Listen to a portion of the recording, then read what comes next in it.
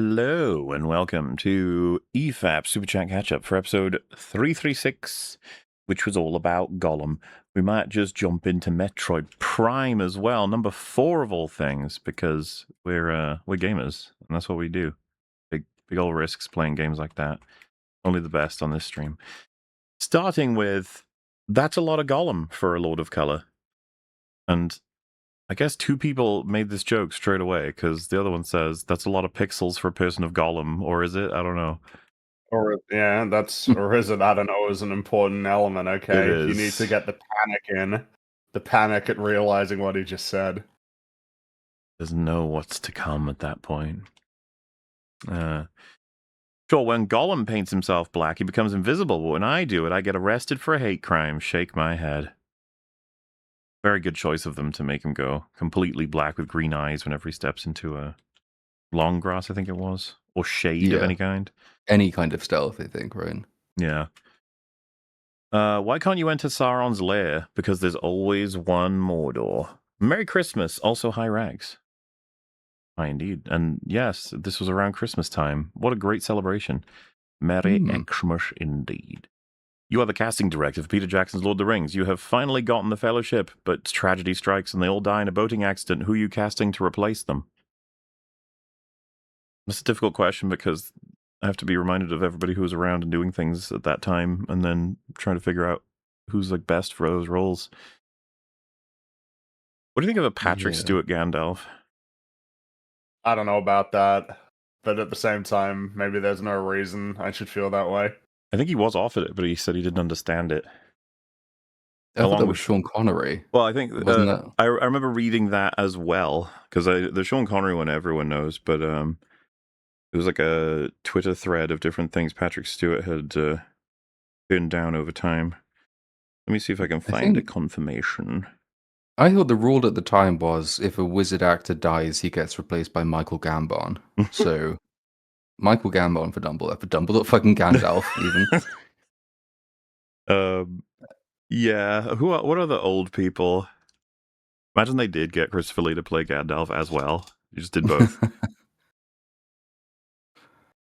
Who else was old at that time? Oh yeah, the Patrick Stewart one, apparently because he wasn't fond of the script rather than didn't understand it. Oh. It seems weird, right? Because he would just be like, fond of it. Well, what do you think of the books? He must have read them. You would think so. But yes, casting for something like that would take a long time, and you probably have to take some risks too. Arnold Schwarzenegger's Legolas. You try and get that. You want lower expressions. So I'd have been interested to see how Russell Crowe as Aragorn would have worked. I think that could have been. Ooh. Yeah. But I don't think it would have been as good. I just don't think it would have been great. Right, Anthony Hopkins for Gandalf. Ooh. That's a good shout. Yeah, it could just be fun. Imagining him saying all the lines, yeah. The argument won Gollum. Indeed. Where's Rags? Is he safe? Is he all right? Unfortunately unavailable for that stream as well, I think. 1 more month until membership reaches 69. Hoo-hoo! A good number. The QA engineers, there are some listed in the credits, so in good faith, I assume they were real. But they were on crack. Certainly after, if not before. Oh, imagine being a QA tester for a game like that, because you would just find mistakes constantly, and you know that the devs would be like, yeah, I know. Like, oh, but yeah. So what it's are you gonna? Why am I here? Yeah, it's just to suffer. Yes. To have such an inspirational game create an entirely new genre, it's the magic of Christmas. It would also be magical if you Dumbos played DDLC. Oh, where didn't I? Freak Haya. Oh, was this? That's when that was happening, I guess. Not that that's stopped happening or anything. Well, isn't it that he almost certainly has changed the collar now? And he still sells in, like, retroactively. It was never a shot collar, so I don't know what you guys are talking about. Yeah, it's like, So Okay, fucking okay, dude. obviously, the evidence is overwhelming. And didn't he have that other dog Yeah, I that mean, was like even bleeding? They have images of. yeah, and then he was like getting mad when the dog that was made fun of on r/place, like, oh man, my dead dog, and it's like, dude, you don't even like really value like animals. Like, I don't even know if he would even fight that hard Well, they're against that trophies. as They're truth, right? the decorations. They're supposed to make him look more relatable. I have dog. Dog is Mm. cute. Look at my Yeah, dog. I have dog, and you know, only good people have dogs. It's like it's just I don't even know why people think that. Like, ah, yeah, man, dogs, they can sense whether or not you're good or bad. It's like, like, Well, not, I mean, not dogs are super cool, but like, you know, I mean, it's there are plenty of bad people who've had dogs. There's one notable example that comes to mind. exactly. Boogie, 2 dogs. That's right, yeah. Yep.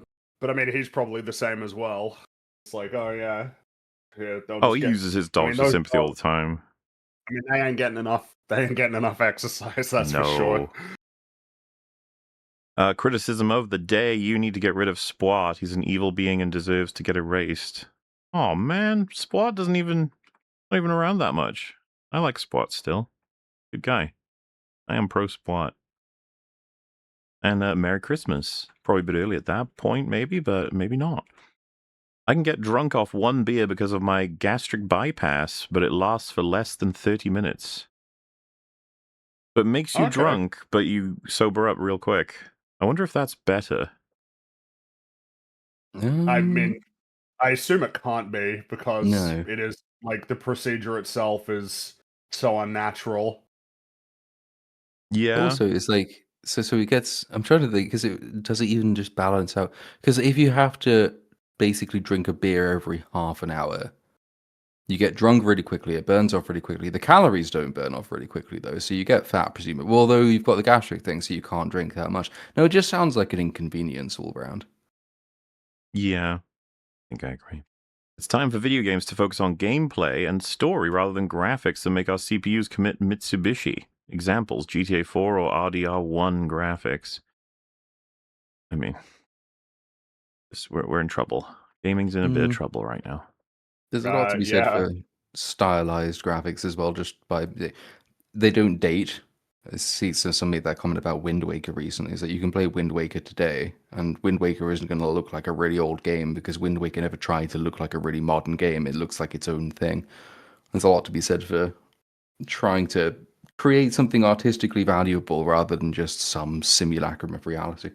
I mean, a lot of modern But, stuff that attempts realism ends up getting shat on for style and lighting and composition later rather than realism anyway. And then the yeah, more and I mean, time goes on, it won't last long. sort of like early You know. low poly shit, you know, as I say, semi recently entered the halls of you're not old and shit and badly aged, you're now a style, which, you know, the more time goes on, the more everything gets that treatment, which is I fine with guess the me. thing is that it's hard to imagine that the way that get like the most photorealistic looking games look now will ever like have that be. It's hard Yeah. to imagine that that will be a style, because they're realistic looking enough that that's clearly what they're trying to be, but they won't look that good anymore. You know, it's compared to games on PlayStation 1 where, you know, whatever efforts they were trying to do to look like realistic, even if you pointed to stuff like Gran Turismo, things like that, it's like, yeah, but at the end of the day, the technology really wasn't there at all, and then that creates a very unique aesthetic. That's sort of as something that's readily. And I guess another thing that might explain it as well is just that maybe it'll be the case that, you know, in however many years it will be easy for one, you know, a small team of people to create games that look like cutting edge PlayStation 5 games, but that's hard to imagine what that, you know, compared to the reason why smaller teams can create games that are like PlayStation 1-esque aesthetic is because back then the teams weren't that big for a lot of these games anyway. It's something that's more readily producible by small teams and indie teams, just like pixel art is. Um, maybe that also would explain, you know, how these things emerge as styles, is because they're sort of born of a partially a necessity, partially of a nostalgia, and whether or not those two things will be, sort of motivating factors in 20 years for the way that games look now. Just one of the positives to me is that it ends up, even if it's accidental on the part of the audience, causes a bit of respect for like, oh yeah, it's not that they've put badly aged, it's the people who made them at the time worked really hard to present things in a particular way artistically. It's not like all of them were thinking, oh man, this is going to look like shit because it doesn't look like real life. It's like, no, they were No, all working their ass off with all kinds of concepts to create what they ended up with. I occasionally see people just post like videos of 90s racing games on PlayStation 1, and like the actual art direction, the lighting, the like the cityscapes in the background, like the color palettes that are employed. It's like all of this is really nice. And so it creates like a very cool vibe, and yeah, I don't know, I feel like you get that less frequently with because any particularly strong stylistic choice might alienate people. So you shouldn't do that, because you need to sell 10 million copies to be profitable. Yeah, to sell Many a such bazillion cases copies and exist. be forgotten next week. Like, Yep. What, like 007 First Light? does anyone even remember that who praised the shit out of Everybody it talks at about this it. point? Everybody said it was amazing, but everybody's moved on real quick. I saw a thing saying, despite being a masterpiece at launch, its player Jesus. base is dwindling because it hasn't had enough post-launch content. After what, like a month? There's not That even... is funny, because the tax sim had nothing in it. Like, it was a really feeble mode. But I guess on the subject of, like, it's dying because there's no post-launch content, I think it is notable that the conversation around that game wasn't sustained for long. About a week. What can maybe a people week and a even half. talk about? What can you talk about? Yeah. Oh, it's anti-AI. It's like, Is it? like, what does that even mean? I don't even... As far as I can say, it's Okay. anti-inaccurate AI, Yeah. which is a bit Doesn't really different. make the case against it, like, fundamentally. I'd be okay with it trying to make that argument. That's what we talked It about. doesn't really make that argument. From the game's perspective, the AI is amazing. And it's very little to sacrifice if we keep it, in terms of like, if we had a system that just solved all problems just really well, and then it's like, yeah, well, actually, no, it solves none of them, and a team is doing it. I don't even... That game is so fucking stupid. But you need the real person like James Bond who lets the bad guy get away with... I say the bad guy in this case being whatever her name was. It's like, man, that's crazy how you just sort of like let her live. Like, kind of, she's clearly an enemy, but all right. It's funny. I saw a post celebrating, like, they want more masculine, emotionless killers back in, like, for the secret agents, and it was an image of I think even a clip of The World Is Not Enough when Bond killed Electra, I think her name was. Yeah. Yeah.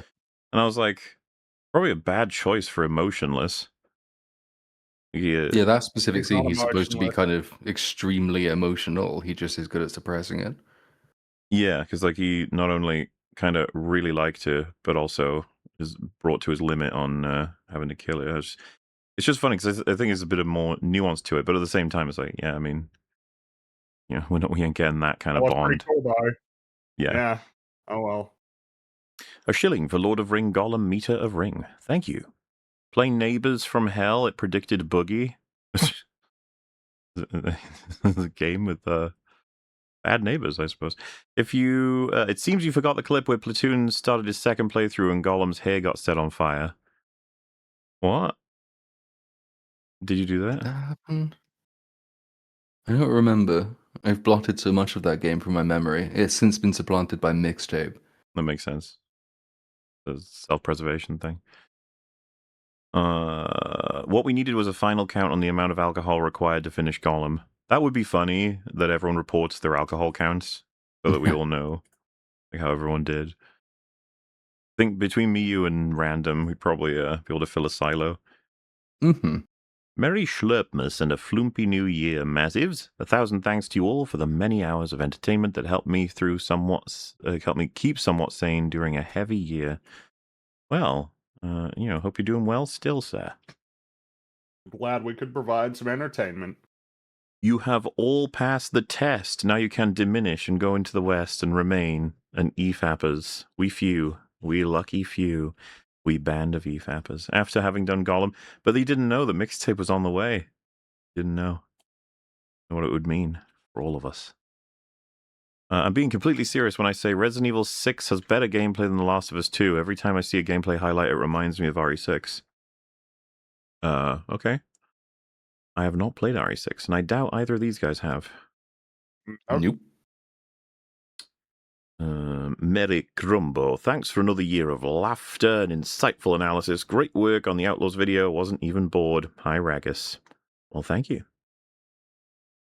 You foreigners are so cute and funny sounding, it reminds me of the Pillsbury Doughboy laugh. Oh, I take that as a compliment. 100%. Rags finally figured out where he belongs, which just goes to show that no matter how different we all are, everyone can get along with each other, except for a certain group of people. You know what I'm talking about. What?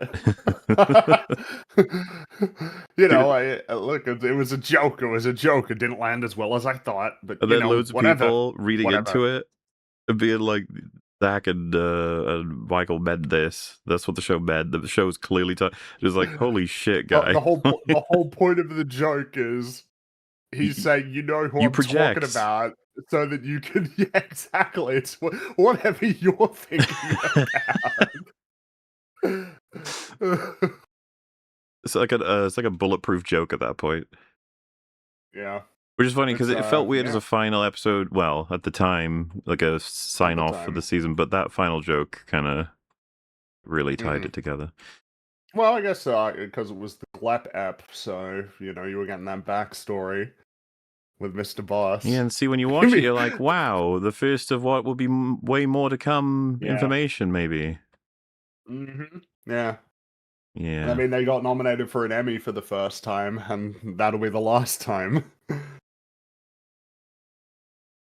Remake Brokeback Mountain, but make it about two lesbian homesteader wives played by Jessica Alba and Alicia Cuthbert. Okay. Yeah. Those feel like very 2000s references for actresses. Are either of them really doing much? That's very 2000. I guess it makes sense because Brokeback Mountain came out in the 2000s, actually. Alba's not acting anymore, as far as I know. She's got like it's either like fashion or perfume or something. And then Cuthbert, I have no idea. I just feel like I've not heard of her in forever. Pennies for Joe Danger's excellent work. Well, thank you. Jam a man of precious, and I must lock balls. He must indeed, and did. It came to me in a dream, but Metal totally said he'd do all the achievements. That would have been funny if we could get him to put a price on that or something. The achievement hunts Gollum. That's going to be way more painful than just playing the game. Oh, fuck yeah, that would be no way. No, thank you. Not only did Metal say it, he volunteered to do it. It was his choice.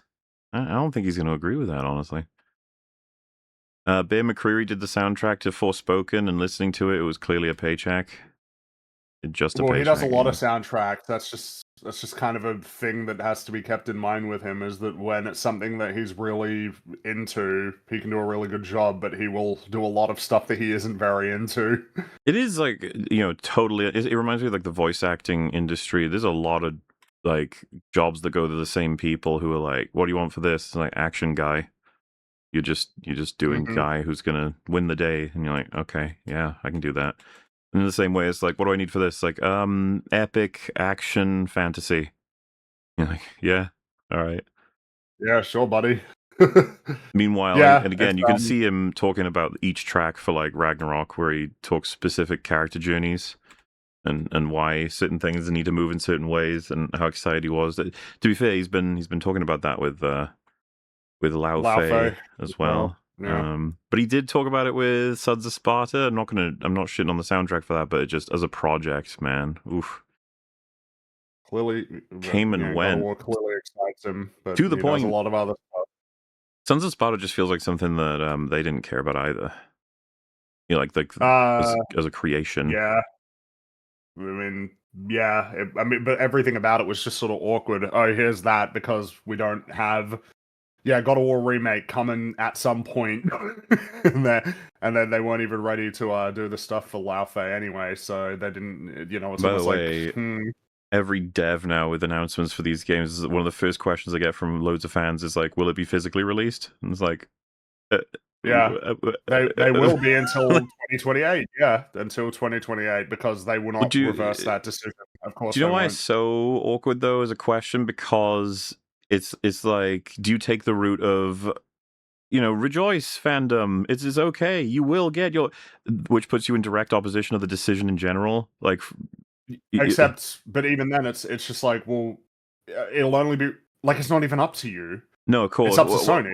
What I'm Like the saying whole is, like, it's point of probably it. better to say nothing instead of answering that Nothing, yeah. question. And then, of course, another element to add on top is getting a physical release that doesn't even have all the content on the disc is not even that unusual anyway. So, it's like when the thing that everybody wants doesn't even exist now. Nope. So, like, what chance does it have of being returned to? Basically zero. I saw there was a It's video that was titled like "Sony Called Our Bluff," and like basically our in this case being all of the customers, and the bluff being we're not going to buy your shit unless you blah blah blah, and the bluff, the proof being in the card releases, Yeah. which is something we were talking about as well. But all the top comments, and I'm not even kidding, like fucking every single one, highly upvoted, said they may have called your bluff but not mine. It's like, I'm sticking to it, and No, you won't. yeah, this is the thing. It's like either I've been paying attention for too long. You won't. you won't, or you will, and you're going to be a part of a team of about 100 people. Yeah, and you'll play no games forever, I guess, because like they're all going to be digital. Like it's I don't. You're not going to. You're going to buy Grand Theft Auto 6, and if it's not Grand Theft Auto 6, it'll be something else. There will be a game eventually that will come out, and then you'll be like, "Oh shit, I actually want that," and then you'll just get it.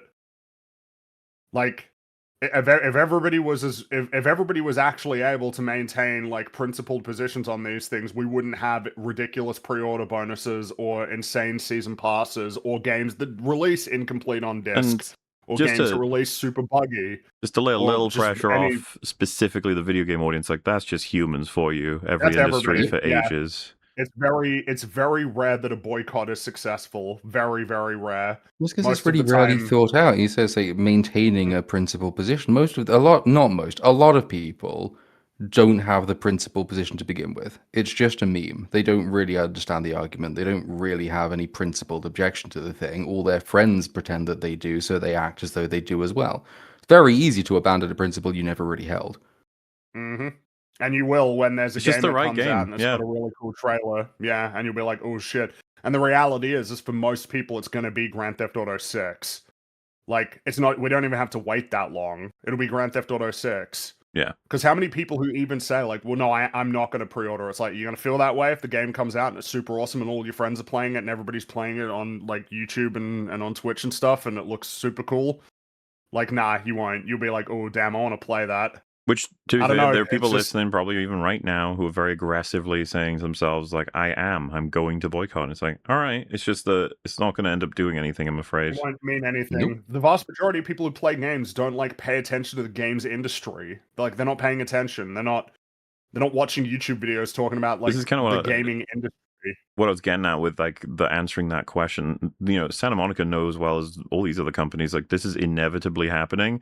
So to stake your position as do not fret, consumers, we will take care of you with the disc releases, like it's not worth doing that because you know it's going to happen, and you're going to have to just be pro that, like everyone else Yeah, anyway. because I guess you'll get points, but like it doesn't even matter. The only reason that your game is going to release on physical is because your game is coming out in 2027. If it was coming out in 2028, you can't guarantee that because it's up to Sony. They decide whether or not this is going to happen.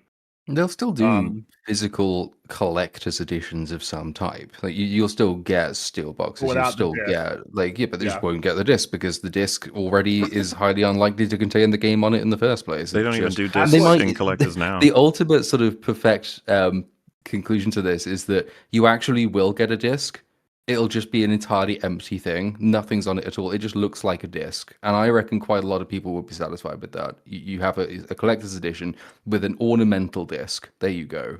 In I will memory of a say disc. that might have been the better transitional period to even be explicit about that, as in Hmm. your disc. Yeah, don't give them a download code. Give them a disc that has the download code on it. You can So the tell they disc want to only shut has, down like, that whole aspect of the industry, though, and I get it. I well, because it do. is a cost. Yeah. It's a cost, and they want to make more money, and they will make more money. And even then, I mean, I don't know, like, why you don't need to be advocating for the middleman, okay? Like the used game market, and like how much there's a conversation to be had about the nature of the used game market and sort of the companies like GameStop and stuff, and how much of an industry that was of making a ton of money with 0%, like none of that ending up like, you know, with I remember Total Biscuit talked about, it's like, yeah, a used game means $0 for the developers and publisher. Now, of course, you know, whether or not you want to actually argue for removing that as like a thing that people should be able to do, I would absolutely prefer that we had actual real physical discs, but we don't even have that right now. Like, that's the thing. I think that's like the killer for me. We don't even have that now. There was like an You know, alternate 007 pathway First in. Light released. Basically, you can't play that game without the day one patch. There was an alternate pathway in time where they invented better or upgraded tech, be it for discs or for another form, cartridges, USB, something new, give it a new name. You know, obviously from DVD to Blu-ray to like 4K, it's just the next thing, whatever it is, and that's where physical lives. It could even be a whole new format, not discs, not anything we've seen before, just some new way of presenting it. But there's no incentive for them to do it. Mm-hmm. It's not going to happen. Even if they were like, we could go for a little longer. It's just like, why? Just end it. And unfortunately, yeah, it's like, I love my physical collection of everything, but now the Eye of Sauron, if you will, moves to movies. Like, how long are they going to be tolerated? And Not long. a lot of people seem to think it's like much longer because you can always fit movies onto discs, and the industry is like longer lived. It's been there for a much longer time. We'll see. It depends just on how profitable it is, I suppose. Versus, you know, I was telling Free, there was like a post about a kid in school or whatever was talking to their mum, saying they were blown away that you can have. He was describing it in the post as like the teacher had little keys, little round keys that you could put into this block that it like had a single movie trapped on each one instead of just selecting it from the menu. You know, obviously referring to streaming. They were like, they capture the movie inside these little keys, and then you can put them in different machines, and it like moves the movie from one screen to another. Like basically having no way to describe what a fucking DVD is. And it's just like, huh. Yeah, it's pretty funny. Yeah, but also not even surprising. It's just like, it's just generations go by, and eventually it'll become so antiquated. It's not even like, I don't know. We'll have to see. It's kind of interesting to watch happen, especially for our generation. A lot of things changed in the lifetime of a millennial, huh? Mm-hmm. Yeah. It's why a lot of the arguments don't keep up as well. It's the one if buy no if what was it's like if buying isn't owning, then piracy isn't stealing. It's like I get what you're trying to do. I do get what you're trying to do. If you steal your rental car, though, you are still stealing. Like, I'm afraid the law does not agree with you on that point. If a game has in its terms and conditions, it reserves the right to revoke the service that is the game, and you've paid for that. That is within their rights, and you are still outside of your rights if you attempt to steal it. That's just how legality works. You can't just go around stealing shit because you don't like the way the product was sold to you. Read the contract. It's always a good idea. Yeah. The crazy thing with piracy is I remember when I was like in my 10s and early 20s was the discussion was whether or not it's ever ethical, and then just complications related. But these days it's become extremely clean because piracy has now moved into a whole significant wing of just media preservation.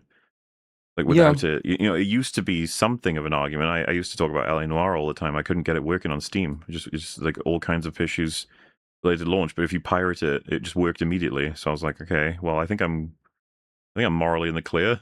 Like, I bought it, so I can pirate it, I guess. So I But did that with is it Battle for Middle Earth and Battle for Middle Earth 2? Because they let the rights slide on that.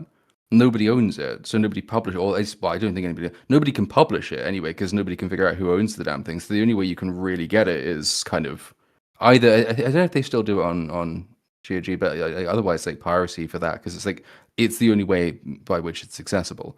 But the minute something like that comes back onto like a virtual store or anything like that, then I'm afraid it remains illegal. But yeah, when it's not available, literally unavailable by any legal means whatsoever, it's just not being sold. Then, as you say, game preservation sort of kicks in at that point. I even know, devs who don't like piracy will even make exceptions for that, because like, what else can you do? These things don't deserve to die. Nobody's claiming their rights to them, so I get. I mean, and there's nuance, like whether or not it's ethical doesn't actually correlate necessarily with whether or not it's legal.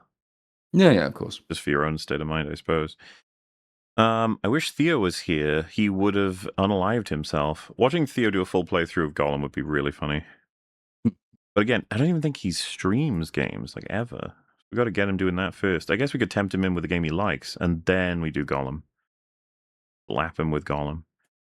My great grandmother passed on Christmas Day of all days. Thank you for do so much for this show you do, and hopefully 2026 is a better year all around. Yeah, hopefully once we reach the end of it, we'll feel that way, I suppose. And how is it stacking up so far by way of comparison? I don't know. Sometimes it just feels like 2025 Part 2, sort of. Yeah. I don't really. Yeah, not a lot to say. Someone will be like, well, Obsession came out. It was a great year for film. It's like, yeah, that sure is one movie that came out this year. Oh. Rags going full Shakespeare soliloquy. He often does when it comes to Gollum and beers. Rags equals Kurtz in Apocalypse Now. He had a lot of things to go through. Rags manages to masterfully straddle the line between verbosity and Shakespearean soliloquy. Rags' drunk monologues are better than pretty much anything written in a decade. Yeah, sure. I don't even disagree with that. 100%. Rock balls would be Scooby-Doo. Makes sense. Rags has become the Lord of Ring. I think Metal was the Lord of Ring. Yeah, the final count. And Rags streamed on his birthday, right? Tragic. There's no better way to. I think by the time, however, what is it, like 8 years from now or something, when we get our 10-year anniversary of Gollum, if we're all still here and willing, I think there'll be some level of nostalgia and happiness to playing Gollum again on a stream. Yeah. And that it will last for about half an hour. Yeah, and then you'll be like, oh, right, I forgot. Wolf's streams have a funny bit where his life flashes before his eyes because for a moment he thought he would have to edit the Lord of Ring 2 cut. No, he didn't. But Joe Danger was he's just cut out to do those kinds of cuts. He just loves it. This whole thing. He's very good at it too. Helloing. I am the reason why Random played this game. You guys can thank me by telling CinemaSins ran by Matt Walsh to watch Has Been Hotel for me. You want CinemaSins to be run by Matt Walsh watching Has Been Hotel? Someone said, was it Hello Future Me? Was that one of his lines? It was either that Random specifically or the group of people that the creator had lumped together was like CinemaSins was run by Matt Walsh. Oh. Because, everyone in our sphere is Matt Walsh, basically. Mm-hmm. I think that's where that comes from. All right. This is the hardest I've laughed in so long, and I just had lost a parent a few weeks ago. Genuinely, thank you for this. We very much enjoy those sorts of episodes.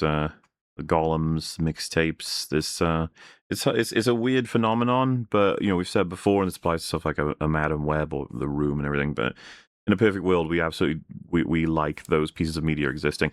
I would say way more so for Gollum than mixtape. Mixtape is the kind of one where, say, for example, in 10 years they said we play that again. It's like, why? There's just no point. Gollum, its brokenness is very, very amusing. Mixtape is more of a misery. But then again, I guess Gollum is pretty miserable. It's complicated. It's hard to explain. But it creates really big old fun episodes, and we like doing them. New Gollum Core album. of course. Describe Gollum game in one word. I would use nor. One word. One Unique. word. That's nice.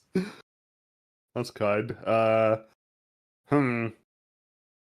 Unpredictable. Stunted. In basically every single aspect. Less kind. The shadow is a small and passing thing. Bronwyn Baggins. I'm just thinking about, because Bronwyn, so we're getting Rings of Power this year, right? Still? Oh Yes. shit! Oh, it is, yeah. Because there was going to be Yeah, a time when yeah. that was going to be coinciding with Ahsoka season 2. Then they moved Ahsoka, thankfully. So now it's just 15 other things that are on that month. There's us for a little bit, yeah. Platoon or random film talk, EFAP plushie when? Need more plushies? We did have a year without them. Perhaps that can be compensated at some point in the near future. Who could say? The Lord of Ring knew Platoon was his strongest gamer, so gave him his dumbest glitches. And lo, there was great wailing and grash negging of teeth. Yeah, you fell through the floor and shit. It was very funny. Yeah, that was, yeah. And then, although it wasn't, I think I was the only one who fell through the floor in our place, but then there was there's that specific bit of cave wall that you can jump off and it traps you in like an invisible box. And I think I was not the only person who fell into that, and the only way out of that is to kill it. You know, you can't even kill yourself, you have to reset the chapter. That was fun. Yeah, I'm certain I soft locked myself at least once. I feel like everyone does at least once. Mola has a sealed copy of Gollum only because he stole it from his DVD/games department while working at Kmart. If you know, you know. Merry Christmas. That is a good reference to my old story from the toy store where someone was stealing games like once per week and they kept blaming me for it. They were like, "We're gonna catch you one day," and I was just like, "Fuck you, it's not me." And then they found We're gonna catch you one day. and that's the thing. They were scoping the fucking security footage of me, specifically me, and I was just you know how it feels, right? In my head, I'm like, I know I didn't steal it, so fuck you. Like there's nothing for me to do about this, whatever. But no, it was one of their more like veteran reliable guys, and he only got caught because they did a random bag check, completely random. And I was there from my counter watching it happen, watching him like pause, start sweating, and be like, "We don't need to do that. We don't need to do a bag check." And I was just like, "Ooh, like, what's going on? What have we got there?" I don't even. What do you do? What is the best way to get out of that? Do you like fake a call and be like, "I'm sorry, what? My dad in hospital? Oh my god, I have to go." Or something like. Or do you maybe try to fake throwing up? I don't know. I'm not sure either. Yeah. That's a tough one because it's so obvious that you're lying. They just like, oh, what a coincidence. I had the opposite thing in school because we had these planner things, and our parents had to sign it once a week to pretend that they were being good parents. And my mum always forgot to sign mine. So whenever that came up, because we'd get like detention or something if we didn't have it done. So I used to take my bag and I used to say, I need to go get it from my bag. It's in there somewhere. But I had everything in my bag. So then I spent the entire rest of that class session pretending to rummage through my bag until the bell rang repeatedly, and this happened like every week. The teachers fucking knew, but like it was one of the better lies you could tell in that situation, because I did have a lot of stuff in my bag, so you know it takes a while to find these things. Just like a Santa sack, it's just infinite space. There's so much shit in there. It's like, listen. Well, it didn't need occur to time. me that most people only bought the stuff that they needed that day, so I just bought everything every day.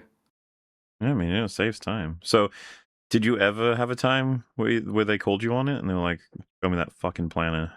Yeah, there was one or two times later, but it was because my dad was living with my then maths teacher, which was a really fun time. But so I kind of knew most of the stuff anyway, and so they knew I was bullshitting, and I knew that they knew that I was bullshitting. And then like the one time one of the teachers did call me over, they said, "I was going to tell you off, but I can see from your face that your mum nags you a lot at home." It's like, yep, that's true. It's like, so please just get your dad to sign it instead. I'll And that's try when you that. started faking signatures. There is now enough EFAPs that a new viewer could watch one episode per day, start to finish, every single day for a leap year. Massive accomplishment. Oh yeah, we would have passed 365 a while ago, I guess. We got one for 366 as well. I can't wait for the movie. Just think about what Jackson and team can do with parkour and stealth sections. Yeah, there's a little promotional video of them starting production. It's like, okay, well, you know. Yeah, that's next year. It just sucks because, like, they were promoting it with Howard Shore's soundtrack as well, and it's funny because it would be like, "Are you not excited?" And it's like, I just why would anybody be with how everything works now? It'll be bad, unfortunately. Yeah, It's like, yeah, but it's Andy Serkis directing. It's like, look, I like him a lot, but he directed Venom too. didn't he? I know there's like confusion and complications, but the Animal Farm shit was his, wasn't it? Yeah, It was, but yeah, I guess it would be more so, that's Venom 2. That's a big budget, live action film that he directed. I know the Animal Farm one has people being like, I don't think that's what he wanted or whatever. And it's just like, I mean, I don't know, man. Maybe, but We'll have to see. Maybe it won't be the worst thing ever. I was saying on I think it was Real BBC. It's like this hurts a bit more, I think, for me than Rings of Power ever could. Yeah, because it's direct continuity. Mm-hmm. And we've got a load of actors coming back. They've already announced they're using AI to de-age. It's like, oh god. I feel like whenever that happens, it's like, well, they get that out of the way, so something else is probably happening that they don't want to talk about yet. We'll see. We can walk candidly. Wow. There was a section like that in the Bond game that we can talk candidly now. Crazy that they would reference it. I forgot he says wine at first before talk candidly now, and I am drinking wine right now. Coincidence? I think not. I assume you were referencing Incredibles, but I don't know. Maybe not. Because coincidence, I think not, is probably more common than I realize. It probably is, but I mean, he's just so funny, isn't he? It is incredible, but yeah. I see his face filling the camera when he says it. Yeah. He's guilty. The K-Vest for Gollum skin cost $30. The Han Solo shrug cost $50. It would be funny to have a K-Vest skin for Gollum in that game. Just crawling around. Yeah. I see why Rags isn't here today. Recovering from the Gollumning. Would love to hear you all try a Vader no, but in the style of no. Mary Crumbles. So like an Australian... Like that? That was the thing about his no. It's not like if you... I say this, they did do it with Return of the Jedi, right? But it feels as though there is a version of James Earl Jones being able to say no that isn't cringe. But my God, yeah, but him, like, the framing, the way that he said it, the fact that it's about a relationship that's just really embarrassing and lame. Well, and what I'm saying is, like, Return of the Jedi one is no, and it's very like, ugh, that's not working for me either. But the Revenge of the Sith one's also terrible. It's like, so what's going on? I'm not sure. I think maybe one of the things is that he doesn't sound angry enough. Yeah, and it's one of those things that they actually, if you are that angry, you don't generally say no. I'm trying to think, because there's been so many terrible no's that I think that maybe there is something just innate to the word. Black Widow, no. And Kal-El, no. And I think, yeah, but the thing is in real life, like Charles Leclerc screaming no as he goes into the wall, like that shit is amazing. But that's real life. That's like what makes it. I think that's what the power comes from, is that it's just, you can feel that emotion. It's real. It's real. And people do yell no sometimes, angrily, and it works. But yeah, when it's theatrical, I don't know, something goes wrong. Apparently. Gary is here to get tips for playing Gollum. He's the one who gives the tips, okay? This game has a rare bug that disconnects your mic, and the only fix is to disconnect keyboard and mouse, then the mic before reconnecting. No, really. I can buy that. Completely. Mola, this is Gollum, chat. Longman, this is the 7th year in a row you've now showed us Lord of Ring Gollum. Well, it'll come back someday. This is by far the funniest thing I've watched this year. Thank you guys for keeping the legacy Lord of Ring alive. Again, we're thankful they made the. I said I would have loved a sequel, but only if they got half the budget and half the time, but same length. So that just to watch them create something like that. I played it 4 times and got the platinum twice. Where's me reward? Did you actually do that? That's crazy, man. Hope you're okay. If you really want a true Gollum experience, you need an unrelated actor to sign your copy of Gollum. I vote Charles Dance. That would be fucking hilarious. Just have him.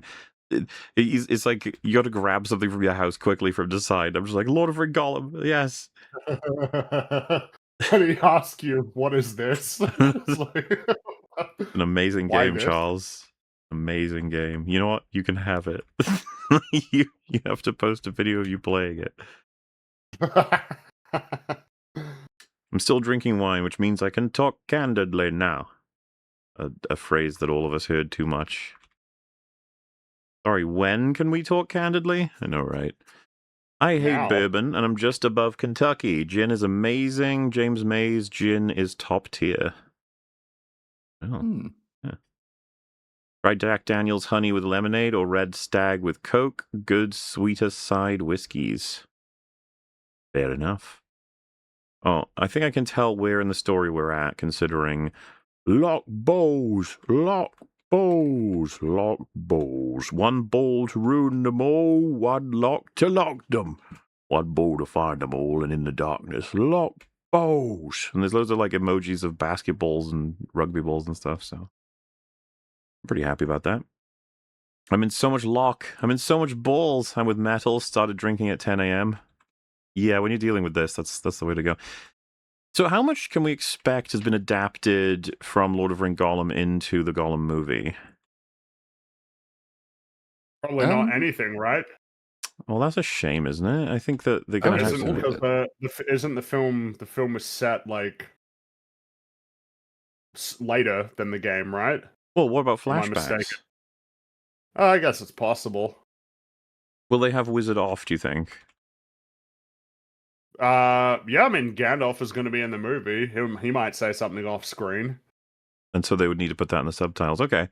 Hopefully they have the closed captions version available in the theater, because that's obviously all of us going to want to see that one. Rags, Crash, Fringy, Spyro, Mola, Kratos, who's Platoon? Are you okay with that, Fringy? Those 2 choices at first? Well, I'm Crash Bandicoot. No, that Rags is Crash and you're Spyro, apparently. No, it's no, I'm not.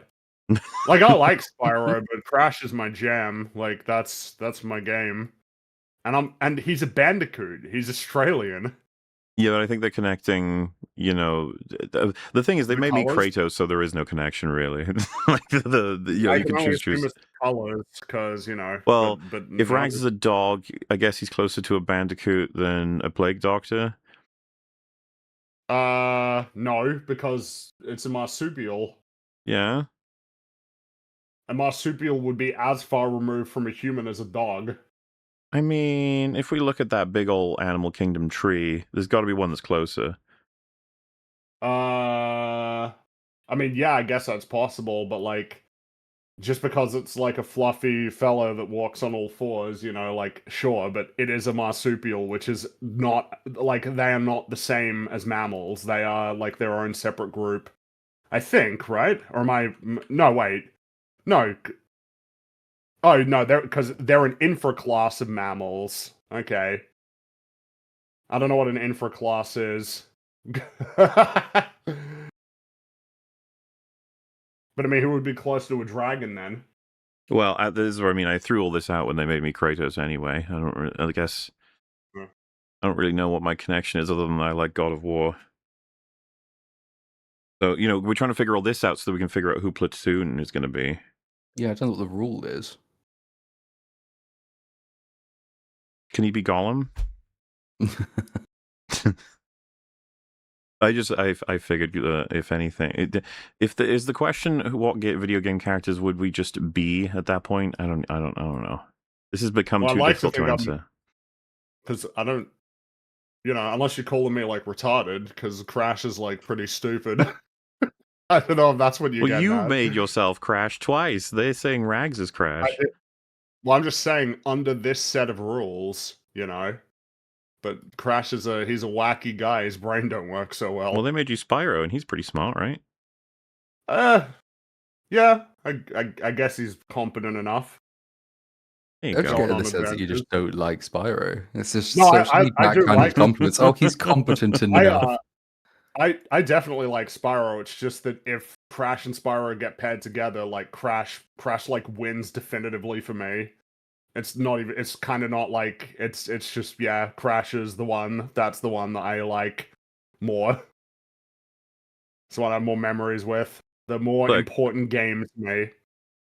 We can fix this. Rags can be Arcanine, Fringy can be Yoshi, I'll be Cthulhu, and Platoon can be Gollum. That seems like a fair trade to me. Platoon's like the happiest out of all of us. This is the day we lock balls together. Of course. Lock balls sounds like a Warhammer 40k orc war cry. I mean, it should be if it isn't. Sorry, gotta say it again. One ball to rule them all, one ball to lock them, one ball to find them all in the darkness. Lock balls. Wolf's Thunderstruck Lock Balls remix was genius. Yeah, it was funny as shit. If anyone doesn't know that reference, that is the first Gollum episode, which it does go back in time a bit. This game is a fucking masterpiece. Well, there is a definition of that word that might apply. We can put it that way. I mean, a lot of people would say disaster piece, but, Is this the biggest Gollum fan base? Yes. Probably. It probably is. I think you could be more sure than probably, right? I can just say yes. I don't know. Like, what else? Maybe the speedrunners who are out there who are still playing it to this day. Do you guys know about imagine trying to speedrun Gollum, though? I mean, how does that even work? Pretty psychotic. Do you guys know the name of the person with the highest, or rather fastest run of mixtape speedrunner? Do you know what their name is? No. Stacy Rockford. Ray Pitler. I think they might be from our fandom. I have a feeling. So, yes, we are the biggest Gollum fandom as well as mixtape fandom, probably. And Batwoman as well. Got like several accolades going. Exactly. We keep these things alive. People say that we try to kill them. Wrong. All we do is keep them alive. Thanks for a most entertaining 12 months and best wishes for a new year. Lock Balls. Well, thank you very much. Replay this game on its 5th anniversary or 10th? 10th. We're not doing it every 5 years, okay? That'll come around way too fast. EFAP and Chatman, you're all fantastic company. It's been fun to hang around with you guys this year. It's an honor to lock balls with you today. An honor indeed. Pringle is in fact a bird. Thank you, Joseph. That's what I've heard from a lot of people. Maybe he's a marsupial. You don't know. Did anyone actually enjoy Avatar 3? No. Nope. No, probably not. Watched it last night, and aside from the visuals, it was so awful. It was, if it was food, it would be a rice milkshake. Ooh. All right, well, yeah, wonderful. I wish I was Lord of Ring. Put me in, coach. Well, Metal is, so can't take that away from him. I can't recommend Kazan, the First Berserker enough. I am loving it. The bosses are hard, but fun to learn. I spent at least 2 hours on boss learning attacks. I get such a rush when I assume it was going to end in when I beat them. For the working man, Joe Danger. He would go on to make the mixtape supercut, not just Gollum. He will also go on to make the 3rd Gollum supercut, which is probably going to happen some century. They should invent Joe Safe to counter Joe Danger. I think he's safe whenever he's between editing these supercuts. A tip for Joe Danger and his work: he went truly above and beyond for this award. Metal, you feel like a true ring lord. He was quite happy about his win, I think. And Metal won the argument. He did indeed. Give this $10 to Metal because he deserves it. I will donate to his own stream later.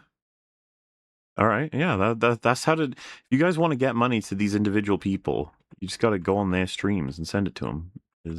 They'll appreciate it, I'm sure. Protein and Gollum in argument. Protein and urine's a good shit. Like that meme. Gollum's argument is to urinate in your protein. He might do that in the movie, I've heard. Andy Serkis might do it himself. Huh. One ball to rule them all. Kidding, that is it.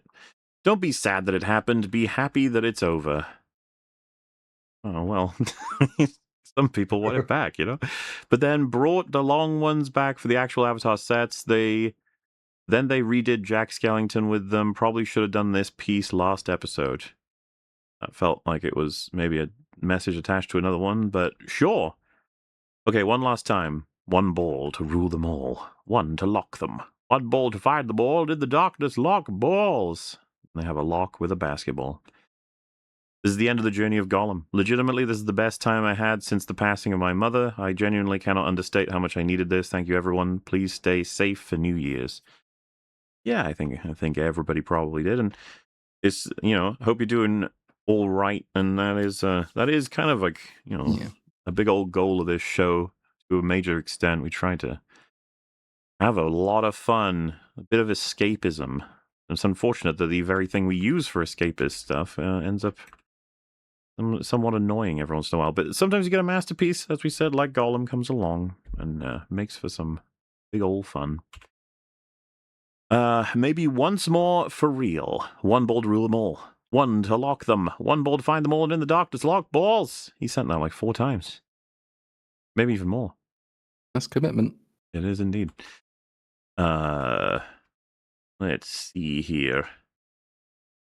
I think with how I've done my records, you know what? This works out just fine. With all those Happy New Years, we're in the Happy New Year section as well of 366 and now 367. Just don't mind me. This will all make sense.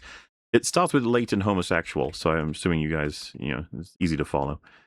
Yes. Happy New Year, ladies and gentlemen, and tentacled eldritch horrors, prositneus ja mutal. I think they just made up a whole language just to speak to Mel. That's crazy. Why anyone do that? New Year wish is for Expedition 33 EFAP stream. Probably not going to happen. And I know that a couple people have asked on different streams like Platoon and Fringy, but not only would it take them both ages to complete it, that's a huge task. Like, that game is, I mean, like, to make an episode about it, to do a full story breakdown, a mechanical breakdown, and then it's just, I just don't think we can reasonably fit that into the schedule. But it's a fun game, but I don't want to get anyone's hopes up on that happening. It's probably not gonna. Which is funnier, Thurman Merman or Mungus Reedus? I thought it was Mingus Reedus. It's Mingus Reedus, which is even funnier than Mungus. I think Mingus Reedus is funnier, and that's a real name. Thurman Merman was a fucking bad Santa name. It has got so many layers as well, because whenever you hear it, you think, oh my god, in the hospital, like little Mingus has just been born. They have a conversation, it's like, are we committed to this? Yes. His name shall be Mingus Reedus. They're going to call him a Minga. That's because that's already slag in Britain. Like, oh, that poor kid. Can we concentrate on the good things that happened this year? Sure. We give time to the good, and then time to the other stuff. What's something good that happened in 2025? And or two? What's that? Everything's blurring together at this point. That's true, yeah. Yeah. That was nice. And then back to your regularly scheduled slop. Mandalorian and Grogu, wow. Yeah. Oh, January 1st. Better get going on these taxes. Yeah, you got to be more of a Flanders than a Homer when it comes to taxes, okay, guys? Yeah. Well, really, everybody. I mean, Krusty. Well, Kent thought that he was on it, but that is... Oh, has someone got a calculator? This is the year of impossible top 10 lists. Impossible top 10s? don't know what that means exactly. Happy New Year, or maybe it's Happy April by now. I guess Maybe. it's not April, so you were wrong. Haha. In hell, you are forced to watch Hassan Piker on loop. Happy New Year, fellas. Oof. On loop as well. I don't even know if that would be better or worse, like getting constant updates of new horrible arguments or just watching the same one over and over again. I guess it would keep you more sane to watch newer things, but it'd be rough all the same. 9 of us, including chat, but there is only one Lord of Ring and he does not share podcast space. My God. Will you do homework for Doomsday? Seems like the things to rewatch are Endgame, Thor 4, Fantastic Four, Deadpool 3, major parts of Loki, and maybe an X-Men movie. I'd say more than... You need to Oh see god, yeah. a lot of You X-Men. gotta watch a lot of. Yeah, I'd say your homework is actually like Substantial. substantially bigger than that. Gonna be chunky. When they released that the poster with not even all of the characters on it, and I was sitting there looking at it thinking, oh god, there's so much work to do. Who even is the person So standing much- to the left of Yelena? It's, Oh, it's psycho depressed Barb. That's who that is. I'm gonna have to Yeah. rewatch Thunderbolts. Ah, great. Yeah. It's just a really horrible lineup, and it's funny seeing people like, oh, now that I look at it, this looks like a terrible lineup. It's like, dude, it was already plainly terrible. Like Shang-Chi as soon is as on they it, got for it fuck's out. sake. He is, that's right. Yeah, with the Fantastic Four there. Wow, look at that. How exciting. Fantastic Four. That was a movie that people didn't. Man, they really were ready to pretend that movie was going to be great, but then it just wasn't even interesting enough to sustain that, and everybody just dropped it immediately. Ohana removed from Lilo and Stitch and added to Badlands. Fucking Badlands, dude. Yeah. You're gonna have a short EFAP talking about Metroid Prime 4 and how much people are glazing in reviews? Yes. We will indeed talk about that. We did. Oh boy. Yes. Fantastic Four is like smelling sulfur during a carbon monoxide leak. I mean, I remember we came to the conclusion that it probably is one of the better, phase 4, 5, 6 projects. It's just It had better in that case meant a 4. Yeah, it was in like 5 to 10 minutes of stuff that was not terrible. The Yeah. backstory, the origin story. Ironically, the origin story they were skipping was like, oh, I could have watched a movie about that. That was the best bit of the Yeah. film. Instead, we had all this stupid Galactus stuff. The whole thing of, oh, it's gonna take like a month for a ship to get here. There it is. It's over Mars. We got like a week until he gets here. It's like, excuse me? So we traveled through all of interstellar space in like a week. It's gonna take another week to go from Mars to Earth. Okay. What's the plan? We're gonna teleport the Earth. We have to, build teleportation devices all around the Earth, which, if the leaks are to be believed, is a plot mechanic they're kind of also using for Doomsday. It's just replace the word Oh, no. teleporter with cannon. It's like, The okay, cannons, fine. yeah, man. Oh boy. I remember feeling distinctly like there was something very uncomfortable to me about the idea that there's this superhero team that's just going to teleport the fucking planet. Yep. Like, it's almost like it's offensive, like this idea that there's any group of people that should wield enough power to change the location of Earth. But that's because they were kind of the gods of that universe, which was kind of just a terrible decision, really. It's just not a very good movie. No, not really. Hey lads, really happy to see And Joe nobody- Danger on. He's made EFAP even better, which I didn't think was possible. Cool to see Movie Cynic. Then was he on last? Are they asking when he was on last? In which case you're going to have to check efap.me because I can't track these things in my brain. It's too small. We need a Smiling Friends quiz EFAP ASAP. Hi, Rags. Oh. That might have happened. We might have done something like... I mean, it's not to say we'll never do a Smiling Friends episode in some way. It's just... damn them Yeah. for whenever it comes up in my head that I have negative feelings. It's like, what are they doing there? It's Mhm. like, I'm just sad, that's all. At least it didn't go the way of The Simpsons. It's like, it didn't. The That's not a Simpsons had 8 consolation. amazing seasons. Yeah. And then it had a whole bunch of pretty decent ones, What's too. The idea... What's the math? Did we even get one season of Prime Simpsons out of Smiling Friends? I mean, season 1 is 13 episodes, so 13 22-minute episodes. I mean, it might as well. So that's 26. So that, I mean, that is about how many Smiling Friends episodes. So we got one small season of The Simpsons. Yeah, like, guys, Simpsons was fucking rock solid for, like, ages. So yeah, for like a decade with 22 episodes and longer episodes. And a obviously it's season. sad it went to shit, but, like, it didn't go to shit. Basically, what I'm saying is, if Simpsons ended at season 2, and someone was like, I mean, hey, man, at least it didn't go to shit. It's like, well... yeah, but I don't get, like, so much. I don't get basically any of it. Like, I don't get a huge amount of what makes it worthwhile. And I mean, you know, in the case of The Simpsons, it took like a season before it sort of started to find its footing. Who's to say that Smiling Friends wasn't still finding its footing, even for how good it was? We'll never know. We'll never know. You guys should be like the boss in Smiling Friends and tell Rags and Platoon if they don't show up right now, they're fired.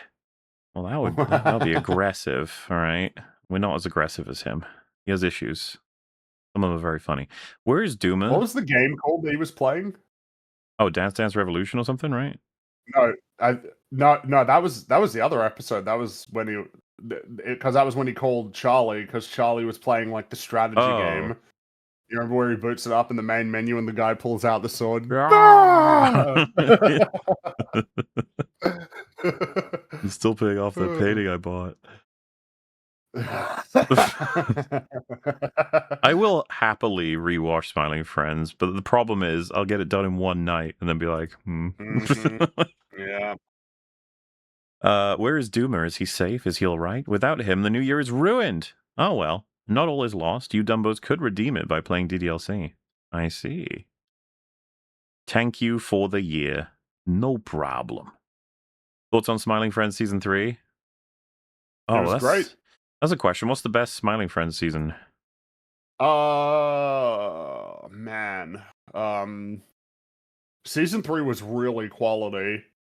Like that, I mean, the Halloween episode that year was great. The episode that we were just talking about, that was I will say, I think season 2 loses the fight on the Halloween episodes. Season 1 and 3 are the best ones, I'd say, out of the... yeah, like the Halloween episode, that one was pretty funny, but yeah, 1 and 3 were like super awesome. Silly Samuel was a really great episode. Silly Samuel, the mole guy. That was quite funny, yeah. The Glep ep was good, but that was probably one of the weaker episodes of the show. Season 2, Professor Psychotic. Yeah, that shit was great. Professor Psychotic. The flat Earth thing, that destroyed us. Yeah, that's right. The Earth is flat. No, the Earth is flat. There's a glass dome, dude. We can't tell anyone about this. The Earth is flat, I know. It's tough. It's actually tough to... Yeah. Season 3 had the one where they went... I stand by, like, their first episode is still one of the best, I think. Yes, it's a great pilot. I love kids, Charlie. I love kids. The guy in the back who looks at him. Shrimp and Shrimpina. No, but I love all 3 seasons. We're just kind of sad about it, you know. Going. Yeah. Especially when I wasn't mentally prepared for it to end, to just have like a video posted on Twitter, like, yeah, it's over, guys.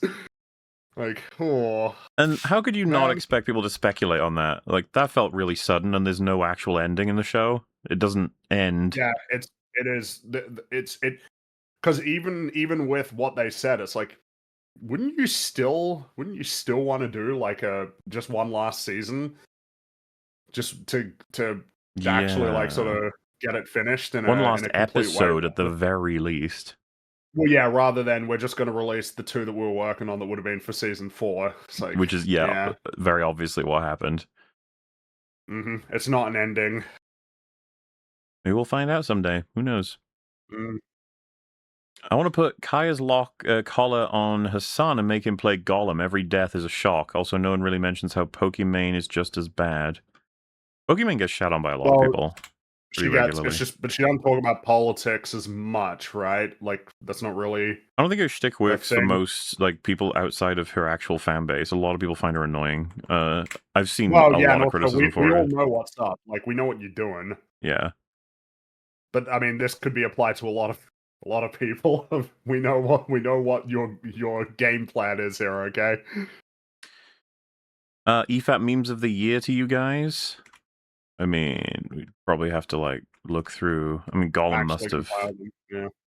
It's gotten so crazy. Like I sometimes don't remember which years spawn which memes. Yeah. But yeah, I'd have to look through like a list.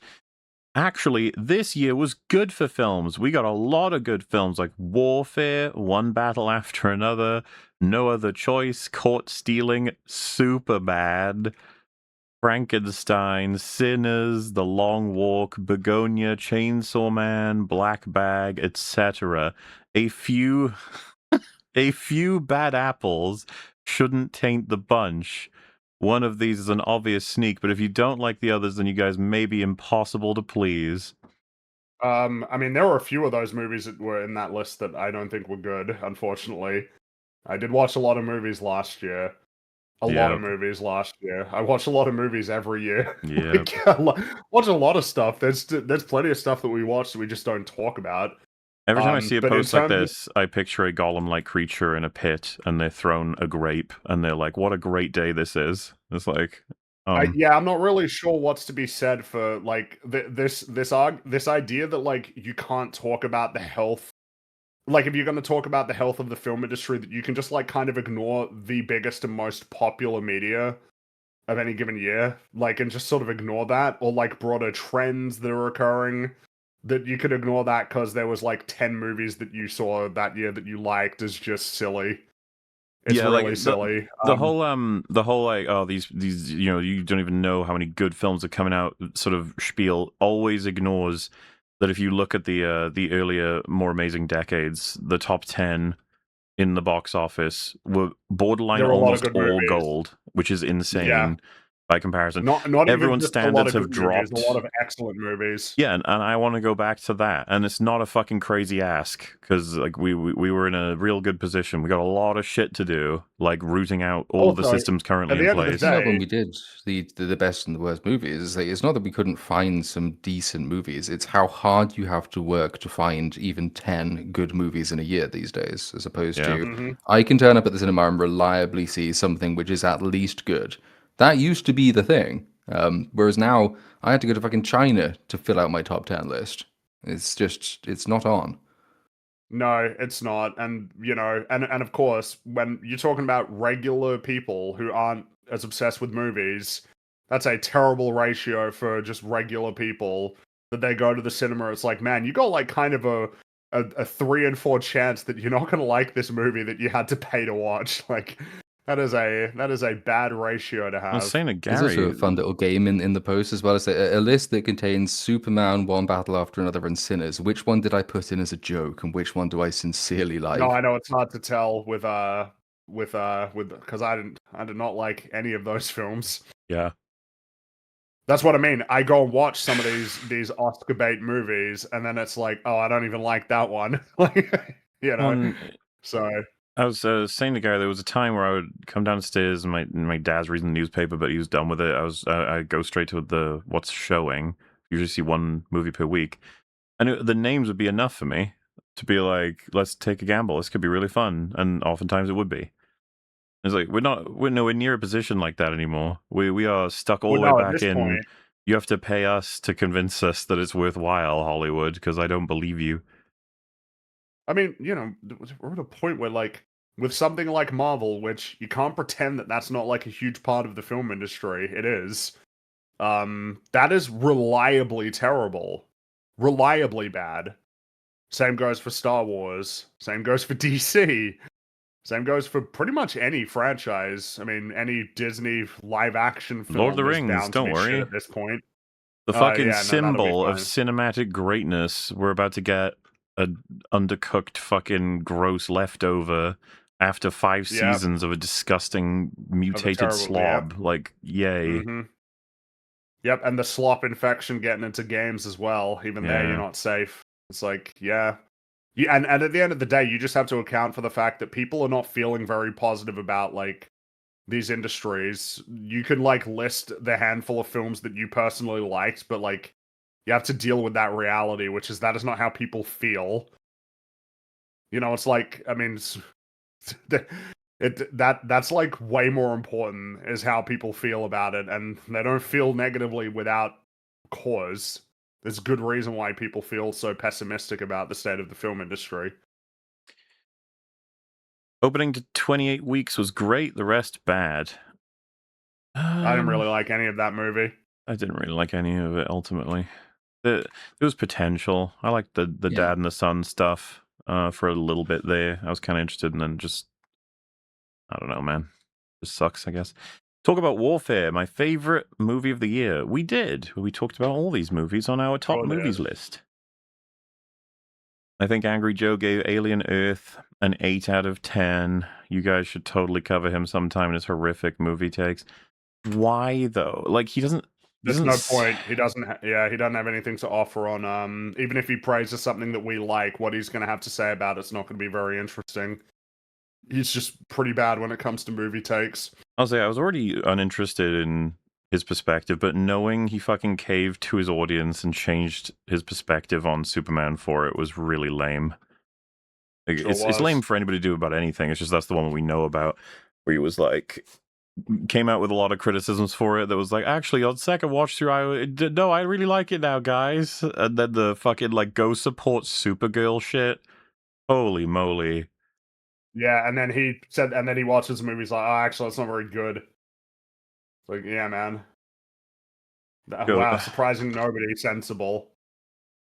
Because it's as simple as like he wants, you know, he wants more Superman stuff, and I don't know how else to explain this to fans of any given IP or character. You shouldn't just. Do you remember this comes up with like almost everything? Like you know, you shouldn't be rooting for this to fail because then we won't even get more of it. Doctor Who had this going for it. It's like at least we're still getting Doctor Who. It's like no, you're not. It isn't fucking Doctor Who No, you're anymore. not even getting the thing that's worthwhile. And I mean, even if you were to say, yeah, it is, it's like, what's the point of that? What's the point of just getting crap? Why can't things end? Yeah, well, it's like you got to Well, support Predator Badlands, otherwise you might not get more Predator. It's like that's fine. fine. That's okay. Yeah, I'll take that. I'll take that. I'll take no more Halo. I'll take no more. I'll take no more Marvel and DC movies. I'll be honest with you. I don't need them anymore. Not if they're going to be this reliably terrible. But Just no, the end it. industry will And continue to that's like spend fucking untenable. billions on all this shit. It's like, all right, Yeah, fine. they sure will.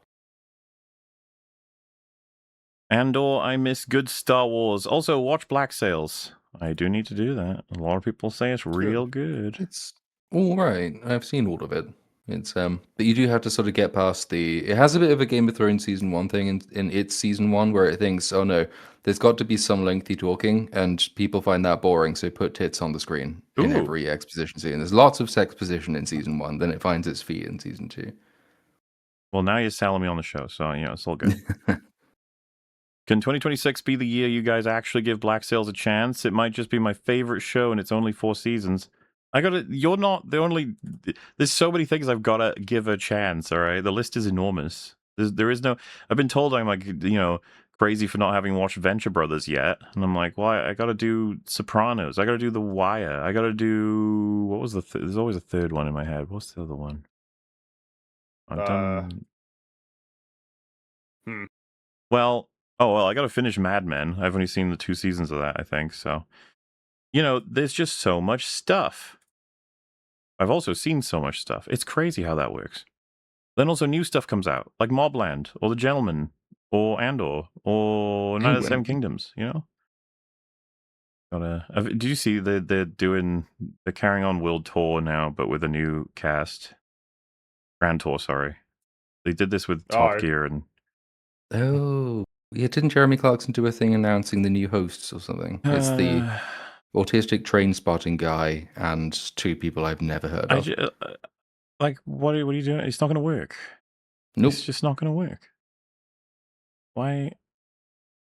The crazy thing is, and I think Clarkson's Farm has obviously proven this, like, should have just offered Amazon should have offered them a show that better reflects their physical abilities now.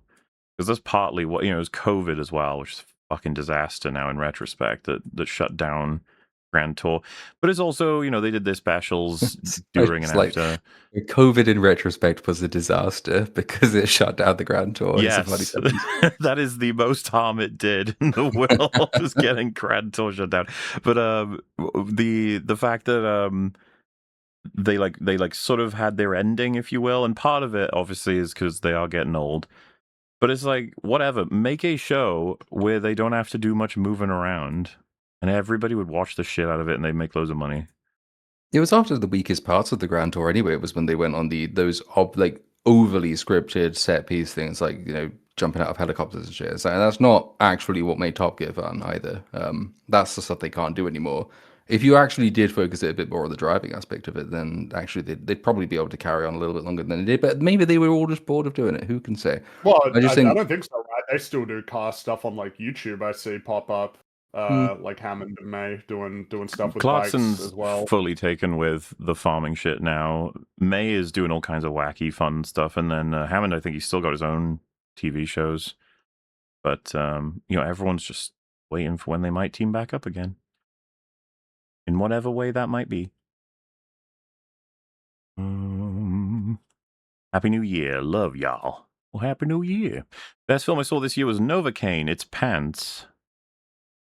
Are they saying it was the best movie they saw and that it was bad? I just assume that movie sucks. Like, look, it's John Wick, but he can't feel pain, and it's Huey from The Boys. Oh, did you see?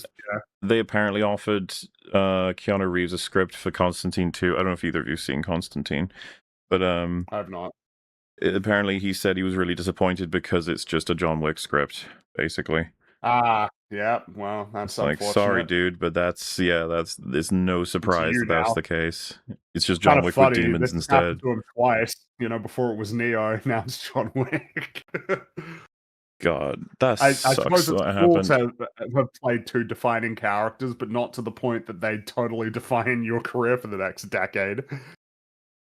Well, and Constantine is so different and unique, and he had warned because Peter Stormare was the devil in the first one, and that's what he'd said to him about the script. That that's just sad, but also completely expected.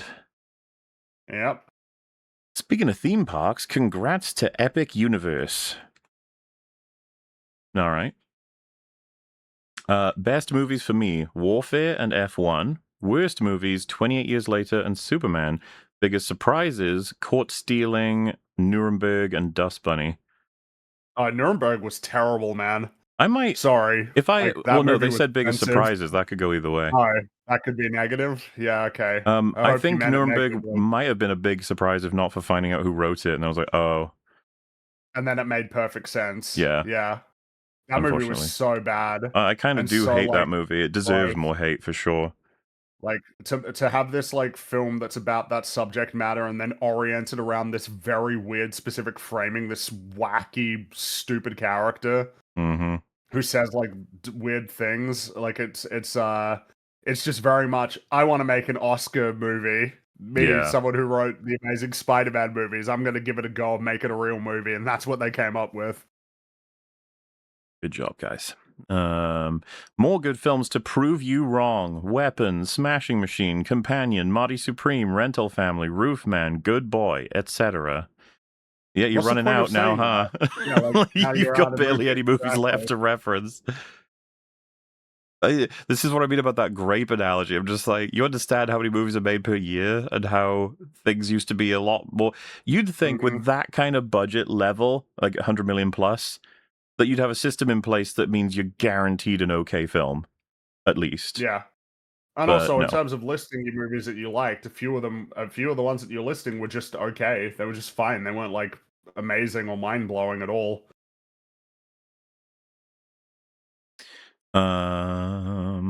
Get Stuckmanized, of course. I mean, if Stuckman's review of SpongeBob is half as good as Oppa SpongeBob style, we're in for a treat. Of course. Chris had to sell out to make his dream come true. Shame his dream was shit. It kind of seems the other way around, though, right? Like, he got his dream and then it cost him so much money he had to sell out afterward or something. Well, I guess he sold out before and after. Yeah. Look, man, there's cinematic loans. Sure. Don't forget established titles. Yeah. A lot of classic swindles out there. That's one where it's just on its face. It's just, it doesn't seem true. You know, like when you yeah, you can just buy like what, like a little square, you know, like a square meter of land, and then you'll be officially a lord. It's like, doesn't that just sound not true at all? Like, you know. Perhaps. Hell no. Now you're giving the loan sharks a tracker so they can break your legs. Thanks, Chris. Shaking fist from hell. Next Stuckman review is going to start with him advertising a dark web film site. I wonder what's next for him. What is he up to? I don't know. Get Stuckmanized. 2025 brought us 3 episodes of Amazing Digital Circus. 2026 will bring its end. If you haven't seen it already, I'm curious how the full series will hold up to fresh eyes. Also, high rags. It does get recommended a bunch. I still know nothing about it, but it does get recommended.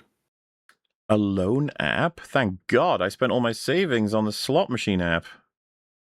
Yeah, now you can get your loan to charge back up on the slot machines. That unintended narrative curse is just... we get the it's therapy so one obvious after to that, anyone right? apparently who isn't him. It's like, yeah, it's loans followed by payday collectors. I just, even if I were doing them, which I wouldn't in that case, just flip the order around or space them out a little bit. You know, just don't give them the ammunition. Chris, you have to space out the evil. And he's like, oh. Mind you, this is the guy who wrote Shelby Oaks, so, you know, narrative is not necessarily his strong suit. He didn't space out the evil in Shelby Oaks, did he? Happy New Year, you all. Been a fan since episode 3, so happy you're still going strong. Since last New Year, I now have a baby. You better still be going once he's old enough to understand, y'all. Well, we ain't stopping anytime soon, but we have been going for some time, old EFAP. The 8-year-old show. It's not too bad as podcasts go. Mauler and Interhistorian have never streamed at the same time. Yeah, we have. He was on I think he was on 2 episodes of EFAP back in the day. So a lot of people say I sound like him. I disagree. We both got very different voices. Looks like he's getting a glimpse of the face of God. Well, that's probably talking about some of the thumbnail expressions Chris Stockman has. Every defense I see of Supergirl trailer is just telling you it's based on a comic. Man. Yeah, and it wasn't even really based on that comic, which is pretty funny when when the movie actually comes out. It's like the movie writer didn't understand what the end of the comic was. So that's which is very funny. It's never a good sign if your lead writer can't comprehend the end of a comic book. I think that should be disqualifying. There's a lot of that ways. movie failed so hard. I was going to say, reading any of the messages related to Supergirl going to be funny now because we have all the answers. It's very vindicating. Well, I mean, I don't think anyone in our audience thought otherwise. I just mean that we know, like, the box office numbers specifically, which, if anything, which is crazy in terms of how low, but also how amusing. Do you and Metal share the same bed? Yes. And since you are so long, he surely sleeps on top. It's rumored you carry him around. Evidence is the internet. Yeah, sometimes. If he's let out of his cage and everything. It's a daily decision to be made, how hyperactive he gets. Have any of you seen Kurosawa films? If not, you need to do that, or else your critic license is hereby revoked. Must see for all film lovers. I haven't seen all of his films. I need to see more of them, though. Probably try to do an arc at some point. Love your streams, Mauler. Any chance you'll get around to playing Expedition 33? Oh, was this before I did that? I don't remember. I guess so, yeah. Did I do that? Oh, I think I did it once Metal left in January, so that makes sense. Game deserves the God of War Ragnarok treatment. Again, that's not the easiest thing to pull off with video games, because movies, 2 hours on average, much simpler than games that last as much as 20 hours of narrative plus all the mechanical discussions and then the history of the series they belong to. But yeah, you know. Foreign cultures like that of the bots, not geographical foreign cultures. Oh, like the scientific cultures or something? Like in a lab? I'm not sure what this refers to exactly. Thank you for an amazing year. Here's hoping for an amazing and even better next year. Well, I think we've done all right so far. What was better, chat? Was it the Gollum 2 episode or mixtape? Because they technically belong to the same EFAP year. So that's probably going to be. We'll see the vote on that, won't we? I'm going to go ahead and bet that it's probably going to be mixtape that wins out of those two, but Yeah. it could be a recency bias thing. What do you guys reckon? Mixtape. You think mixtape was better? I agree. I think the audience will think that mixtape is better. What do you think is I don't the know better where I one, though? stand. I'm not sure. I need to rewatch the Gollum one. In a way, because there's more to say about. I don't know. Gollum's just a more narratively varied game. I think I'd probably enjoy Gollum more, the Gollum one more on rewatch. It's tough for me, but I assume again. It's probably I probably picked the one that I was less familiar with at the time, but I think Gollum does refresh better than mixtape does. Always look forward to the go-kart section with the little. I love that part of the game. It's so funny. I used to like winter as a kid, but eventually I got a driver's license. You wouldn't understand, Morley. Heh. JK. I've been in vehicles when it is in winter times, all right? I understand there can be struggles. You just need to be in like a Mr. Plow type vehicle, and you'll be fine. He looks like Syndrome from The Incredibles. Ooh, Chris Stuckman? How could you?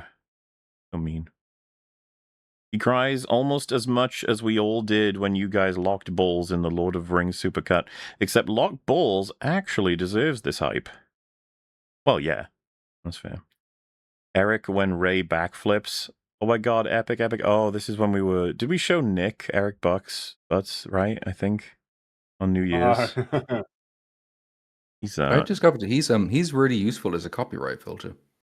What, you just play him Because what you can crying? do, if you're doing a Star Wars project, for example, I did this with the Mando and Grogu video, because all he does is stick like whatever he's watching in a small square in the top left of his screen. So you can just change that, but then keep him crying at it, and it gets really confused and doesn't flag it as a clip. So that saved the Mandalorian and Grogu video. You see, it's clearly fair use. I'm reacting.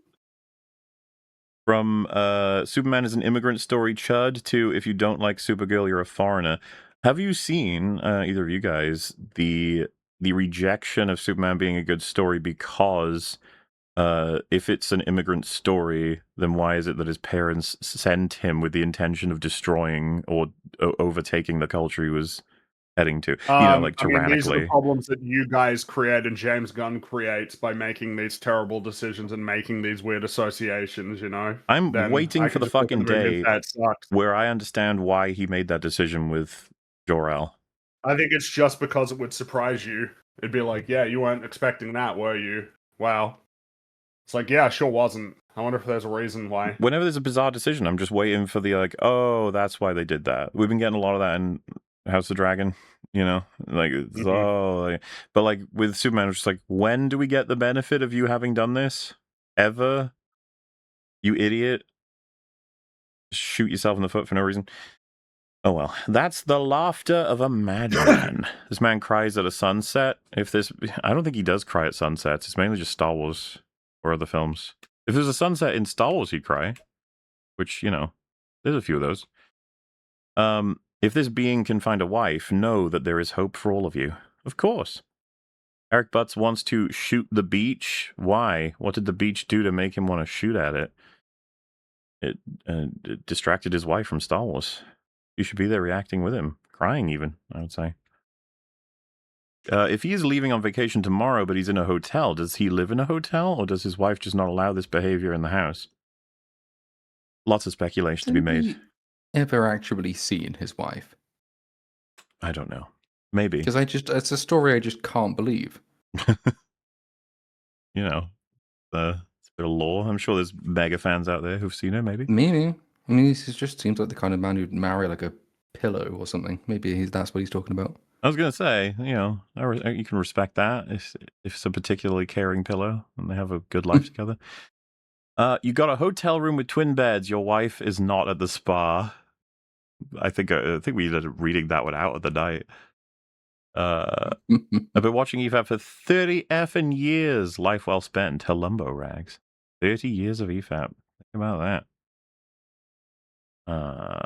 Eric Butts is the King Disnoid. Yeah, a little bit. Can't really argue just with the that. king. Just he loves every corporate fucking slop ever, right? Yeah, and if he had a philosophy, it would probably be like, crying this is a about better way to live than to be discerning in any way. Like, he is Cypher, Okay, well, basically. He'd be wrong, but yeah. Ignorance is bliss, okay? And in this case, bliss is bliss. Bliss. Just make it bliss no matter what. Do you remember that episode of Doctor Who Platoon with the drug bliss gets introduced to like a populace and it just kills them all because everyone just takes it constantly? They find like a skeleton with the bliss drug or something. The point being, like, if there's like no discipline, it's just infinite happiness, and then nobody does anything anymore. You're like not even human if you. There's a lot of things being said with it, technically. Yeah, it's just almost hard to believe that it's a Doctor Who episode, given what that became. But like, yeah. that's conceptually interesting and grounded in classic science fiction. Rags, you ever poo on your foot with the door open just to see how it feels? I haven't. I was just asking. This is a reference to when Rags talked about peeing on his hands. Also, this guy's kind of like my ex. She was cringe and endearing for it, as you can imagine. Helumbo Rags, long live the long. Long live the long. Pringles has mystery flavor crisps, no brown yet.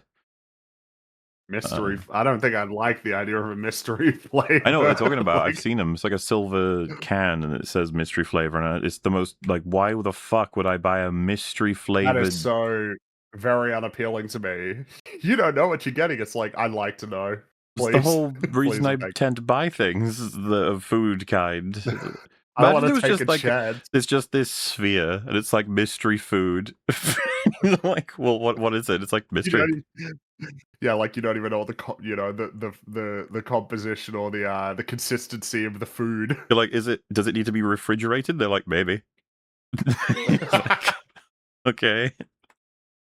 Do I have will I have an allergic reaction? Maybe. Who can say? It's a mystery.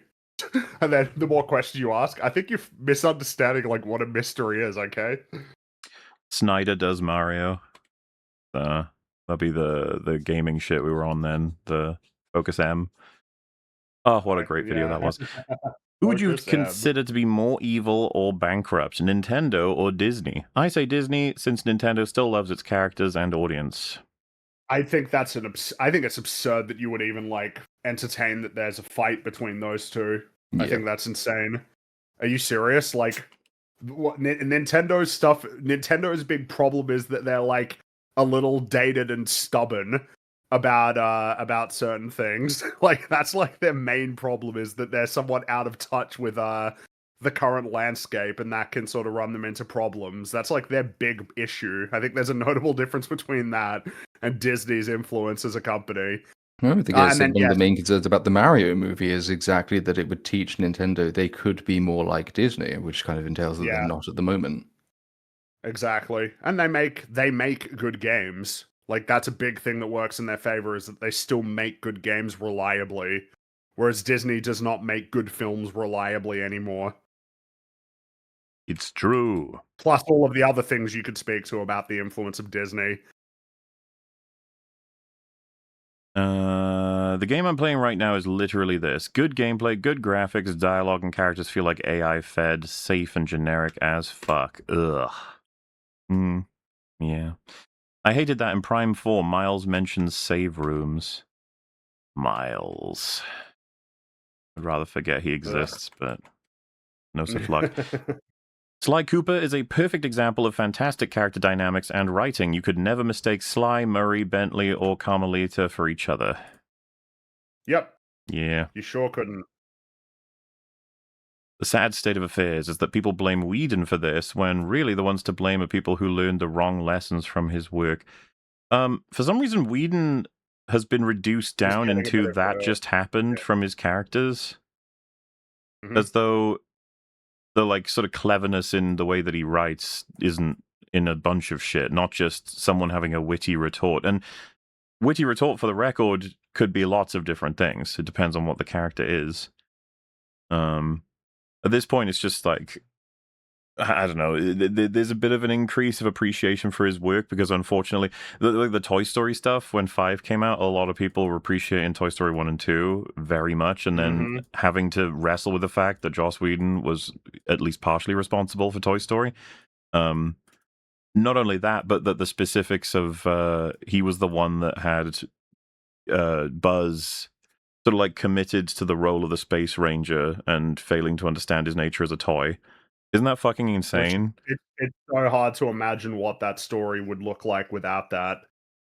And so it's like, oh, that was like a really fucking good decision, and that was him. And it's like, yeah, because he's not just the guy who had people say, whoa, that just happened. No, he's the guy who just had good storytelling instincts. He just did. Well, like Avengers gets more appreciated the more time goes on. Yeah. But yeah, fair. You'll never hear Kratos talking like this. No, and that's something that is very much appreciated. Despite the modernisms that do infect a bit of the Norse era, Kratos' dialogue is fucking great. They don't infect him with the modern shit. I remember Spider-Man 2 Enter Electro on PS1. Spider-Man says, I need to press R1 to zipline up quickly. Yeah, you know. I think older games like doing that more. They actually have the characters acknowledge the buttons they need to press. Yeah. We don't do that anymore.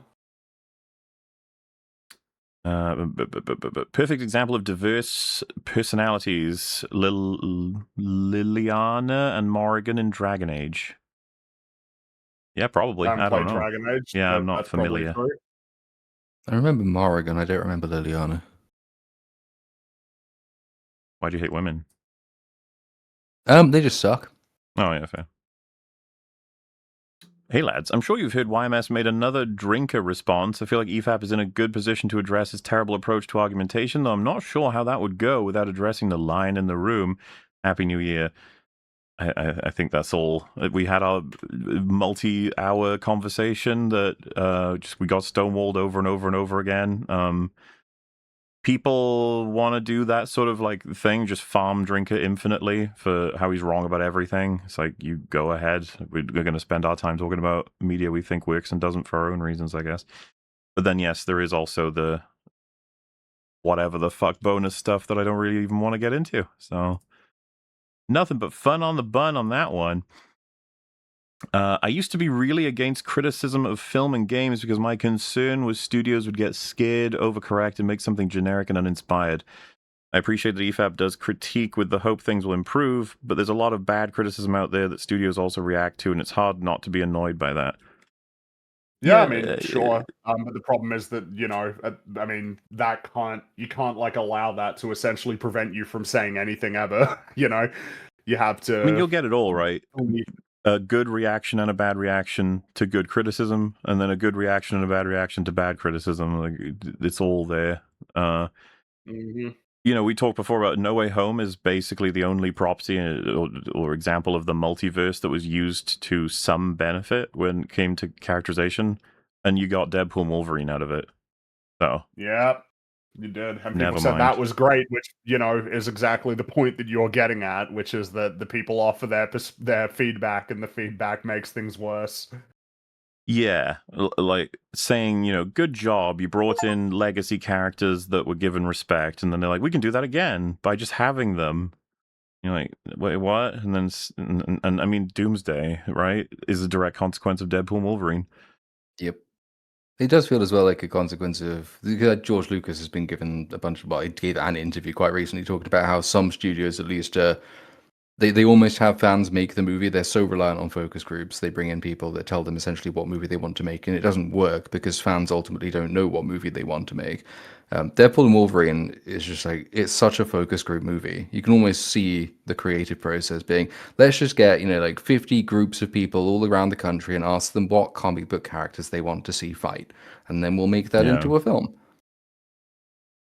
To me, like, the clearest example or the sign that movie was going to be corporate slop is the fact that the intro, like, title sequence has all of their names properly credited rather than having memes, because, of course, the MCU would want to make sure that everything is properly credited instead of having fun.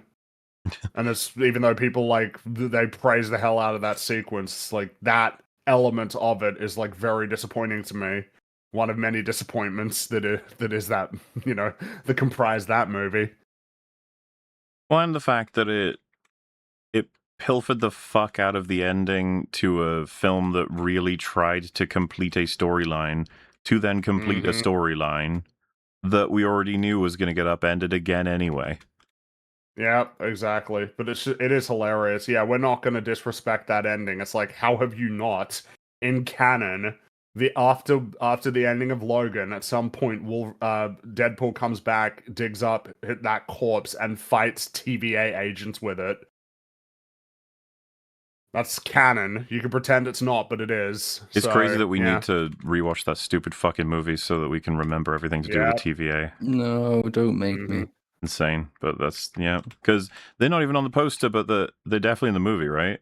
Like, we know that Wolverine is in that plot leak. He's going to be the one that stays behind to destroy the Sam Raimi Spider-Man universe. In the fucking prologue. In the prologue. It's, what can you even say, man? Like, and it's like, don't worry, there's still 3 hours of movie. You're like, oh boy.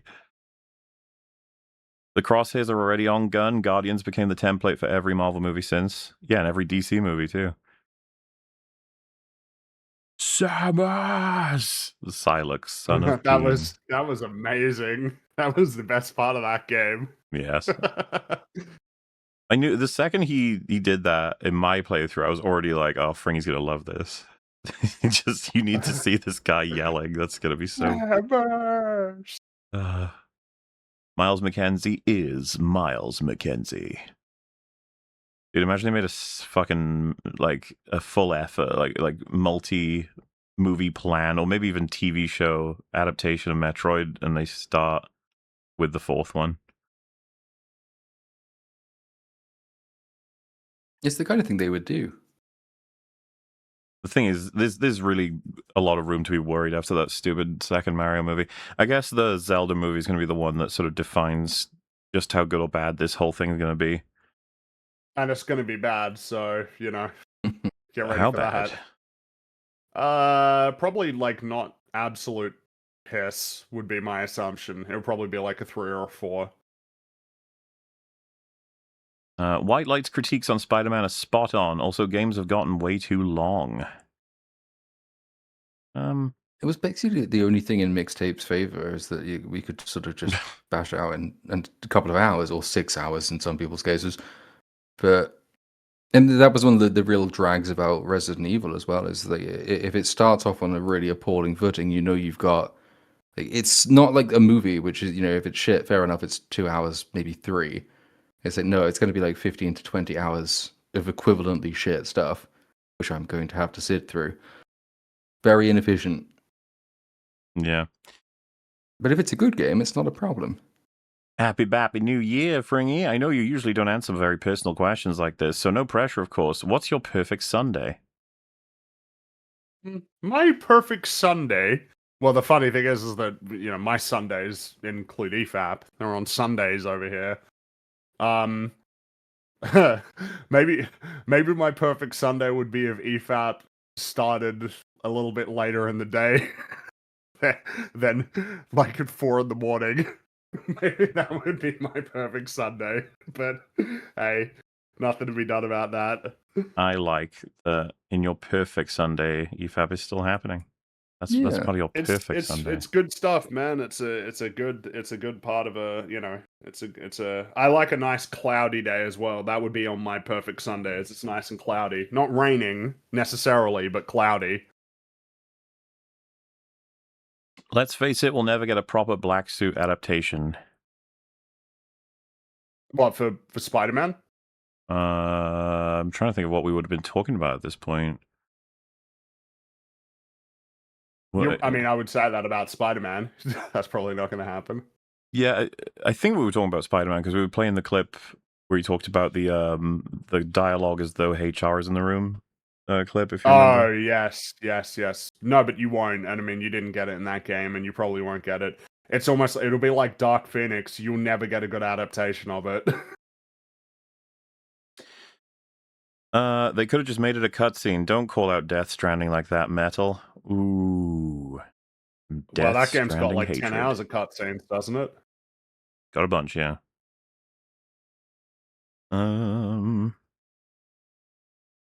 DSP as a U-hauler would be the pinnacle of horror. Oh, the DSP clip we watched as well. That was funny shit.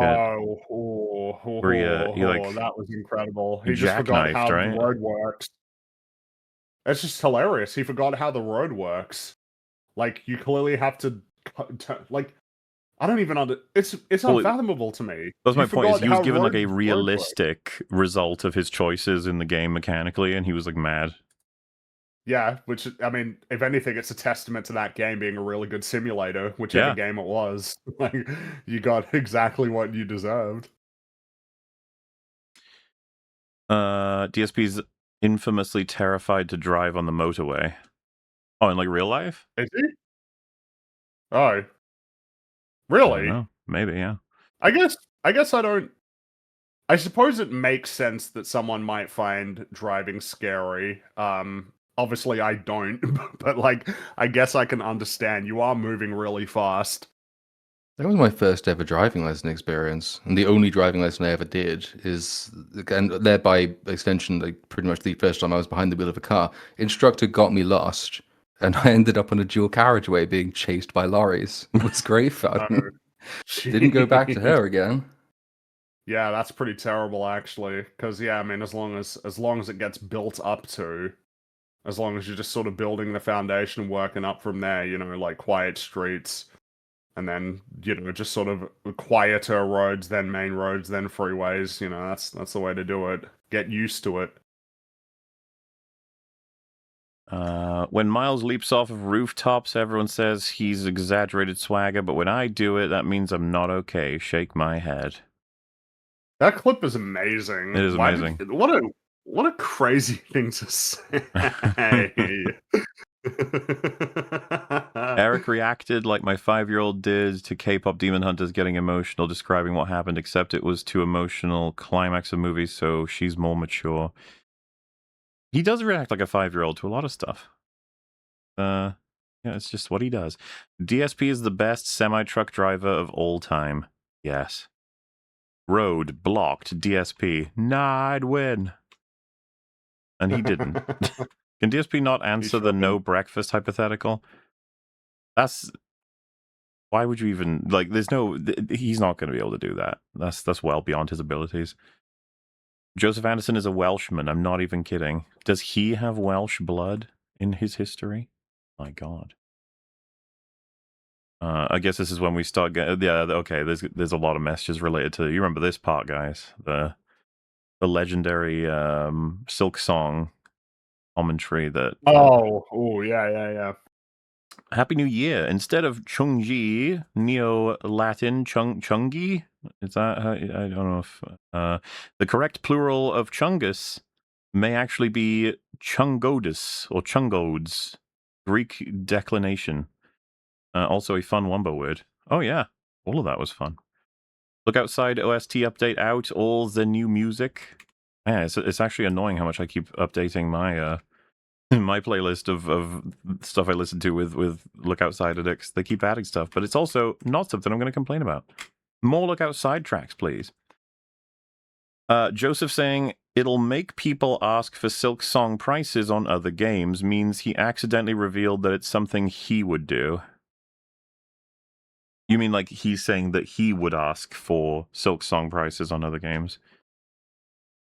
Maybe.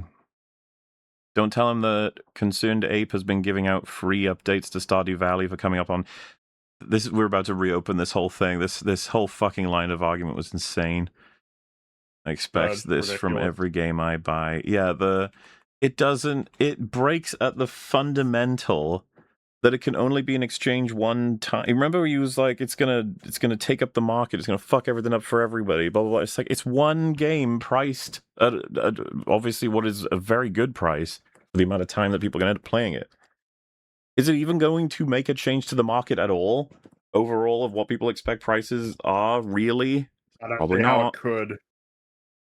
Happy New Year, have a beer on me. Silksong is getting DLC next year, by the way, for free. For free, you say? Well, They should charge money for it. that's another otherwise they'll set bad rainforest destroyed. expectations. Mhm. To be fair, $40 is a lot for an insect of color. Or is it Or not? is I it don't not? know. I don't know. Wouldn't Team Cherry be the David in this scenario? You have to remind me of every crazy, wacky thing he said. Because it wasn't just that he was making wacky arguments. He got really mad at his chat as well. For perfectly reasonable questions. Do you remember he started talking about the mom and pop store getting crushed by Walmart? As that was insane. Yeah, it's so funny when it's the opposite. Like, Team Cherry are obviously They make an amazing the mum game and they pop price it store in low. This is situation. bad The now. small team, the small team that makes great games and charges very fair prices for it. On the topic of being lost in games, I personally try everything that seems interactable before looking up a guide, but I am quite impatient. Thoughts? You know, the way I play I'm a lot of... extremely impatient. I It like depends. to... If I'm enjoying the game, I might give it a chance. If I'm not enjoying the game, fuck it, Google. Yeah, like when you get in, I usually press all the buttons just to see what my character can even do, especially if it's a game that does not tell you everything, and pause it. I'm low on patience for the whole screen going black, except for one toolbox that says press A to jump, and then you press it, and then you jump, and then it freezes again and says press X to punch, and then you punch, and then so I'm just like, whew, I'm gonna have to do this for every single button instead of me just being able to run around and press buttons at free will. But on top of that, no, yeah, if I do get stuck, it'll just depend on my perception of whether or not I have the capacity to defeat the problem at hand, or if I think that I'm either bugged or I'm lacking information that it's just like I'm not going to be able to get it. But everyone's different on that front. Mola, stop spoiling Naked Hornet for yourself. Oh, this is probably about just stuff that happens in Silksong, I guess. I don't know. Unrealistic standard. Hollow Knight was a passion project. The devs quit their day jobs to make it, and it paid off. Again, he's kind of wacky. IGN review score should determine game price, obviously. Yeah, you should add a 0 to whatever number they give it, and that's how much you should pay. I think people like Joseph Anderson hate the idea of free market competition because they feel too insecure or lazy or weak or cowardly to compete themselves. That's often how it works. Yeah, trying to dig out whatever the fuck his actual motivation was for that insane diatribe is a tough one. Silksong sold 6 million copies in the first month. If Team Cherry is 3 people working for 8 straight years, 70,000 hours-ish, then at the time they made $570 an hour per person. Steam takes around 30%, so $399.5. There's just nothing to be unhappy about here. A passionate set of people made a really good game, and they charged extremely competitively, and the fans were happy about that. This is the meme of this. Is there someone you forgot to ask? A shilling for New Year, hopefully with better media. Yeah. Look Outside was $10, Joseph. Shut up. The amount of counterexamples, man. It's like a horde of them. I don't know why he was so mad at Silksong specifically. Hollow Knight Nestle. I feel like he's trying to equate it to Standard Oil undercutting their competitors, even though that's different. But by his own admission, he doesn't know how economics works, so I doubt he was. Oh yeah, at one point he just says, like, I'm not even that familiar with economics. And it was like, yeah. So stop wading into this discussion so angrily, please. Yeah, you don't have to do that. He's basically implying that because AAA companies are bloated and inefficient, efficient and competent studios need to price higher than they want to. Doesn't make any fucking sense. The assassination of Joseph Addison by the coward Joseph Addison. I like it. North Korea has a solid economic structure, Joseph Anderson. Spring is a bird, and I love that about him. High rags. Well, all right. Yeah, there you go. Duma has been playing games for 33 years. Also, I give 1 to 1,000 odds. Stranger Things Season 5 finale is good. Happy New Year to you all. Thanks for another great year. Well, looks like your odds were Oh, I about wouldn't have right. given them that odds necessarily. I would have been lower odds, but you know. Well, we haven't had the But you finale were yet, right. so Yeah, it still hasn't come out. Oh, yeah, sorry. Yeah, that's right. Skill issue. People who say artists should charge whatever they feel they're worth are either ass kissers trying to get ahead or live luxurious, well-off lives. I mean, I mean, that you is going can to be a charge big what you think you're determinant. worth, Like, you know. yeah, like, especially with indie games, it is a bit tough to know exactly how your thing should be priced. And they, as artists, would have calculated based on, I guess, what they believe their thing is worth against what they, what their average. There's a simple bit of math happening. The lower you price it, the more people that it can reach. And is that going to create a balance? It reminds me of like when video game, like tycoon games do it, where like you slide one thing and then another result slider is moving in conjunction with it. And it's just about where you want to throw it, I guess. What you think it's worth, what you think, people will be willing to pay, what you need paid for it. I just think that it's hard to be definitive about these sorts of things at that market level. Because, should Balatro charge more than Vampire Survivors? Like, Yeah, should. I mean, it's on those things is Meanwhile, of course, Alana complicated. Pierce would be like, well, how complex is it?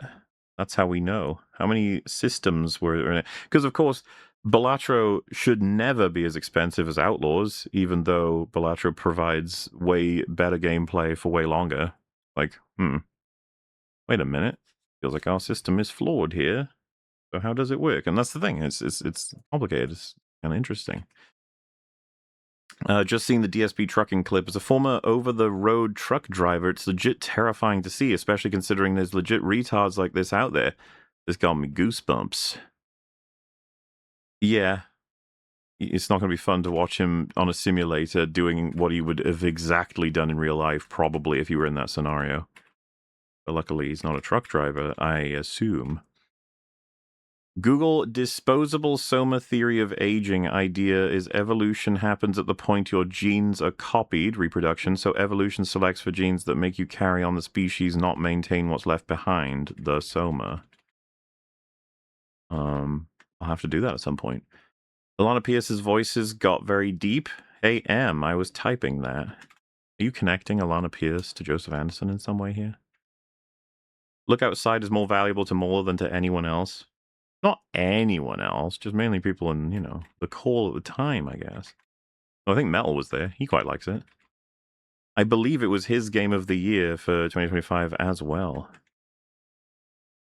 This guy is Smeagol Golluming himself, and he keeps doing it to himself because he's so stubborn to admit he's stupid. When he knew how much he didn't know, why did he stumble into that conversation anyway? It's just... it happens a Yeah. lot. Don't do it. Quit while you're ahead, as they say. Why do you show me people saying stupid things that annoy me greatly? I'm supposed to be getting ready to celebrate surviving another year, you big old meanie. I'm sorry. Oh, you were a dev? Which flavor? Unity slop of UE slop? Or UE slop? Hey man, you can make good stuff with Unity and Unreal Engine, right? Right, guys? Mm-hmm. Yeah, see? There you go. Doesn't have to be slop. Undercharging is a problem with would-be monopolies, not three blokes in a made-up country down under.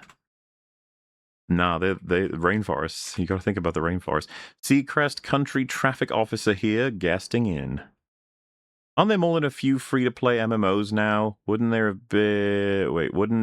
they have just completely ended all video games if this was an actual issue?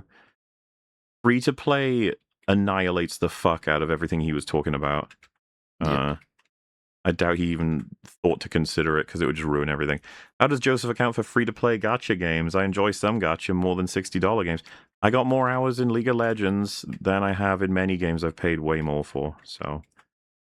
That's what I mean. It's kind of difficult to be definitive about these things. 2014 is only 3 months away. Wait, what? Oh, to go back to the halcyon age of 2014, eh, guys? What's your favorite Yeah. memory from 2014? I'm trying to remember what I was doing in 2014. Hmm. Yeah, I mean, I don't know. That was a while ago. Like, I don't know. I don't know. Would I have been at uni? I think I was at uni. I was probably drunk in that case. I have So having a good time. Oh, there you go.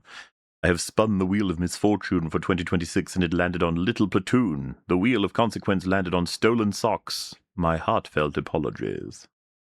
Damn, dude. Have your socks been stolen recently, or? I have noticed that lots of them seem to have gone missing. It was this guy, apparently. What is this jabbering animal making a yappuccino about? Silksong being $20 is a friggin' steal. It's selling hotcakes, and I know it's made it back. Oh, yeah. They were probably more than fine. The entire point of supply-demand curve is that everybody above the sale price on the demand curve would pay more. By definition, most people who buy it consider it underpriced because they'd pay more. I don't get why he has such a hard-on for wanting to pay more for a game. Schedule 1 came out at less than $20, I believe, and it has quite a few mechanics in it. Again, I could see someone playing Schedule 1 and being like, this isn't even worth $1. But then someone else, maybe someone like me, would be like, dude, I got many hours out of that were very fun, so... But I it's also a disagree. calculation you have to make in hindsight. It's I would have paid more for this in Yeah. hindsight, but people obviously can't make that judgment call before playing, so you have also to price it with what people's actual knowledge is and what their expectations are, which can also be a disincentive to price it unusually low, right? Because there's a certain reputation associated with it. If you released a AAA game at $20, lots of people would look at that and say, I guess that's a relatively small indie thing that I'm not that interested in. There's all kinds of complicated calculations that go into it. Well, I think we'd referenced I've gotten so much immense fun out of Resident Evil 4 that I've bought it like 4 different times. And it's like, oh, isn't that terrible? It's like, no, I mean, like, it earned it. I have no discomfort with putting that much money into one game that I've gotten that much fun out of. What does Duma think of Team Cherry's pricing model? He is the ultimate 30-year expert, probably closer to 35 now, to be honest. Yeah, that's the thing. I'd update that meme. I'm playing games for like 33 years now. This guy's demanding to pay more for a game he loves. There's a long chat to have about pricing and value, but Silksong kills it in value IMO. Probably why his chat Yeah, were it kills it so revolting. much that yeah.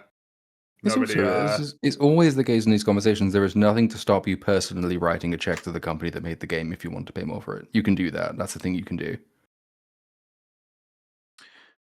You should be grateful Silksong is so kind to his coffers. Anyway, war... Oh, wait, we can sort that out in a moment. We got a Warhammer request of a model.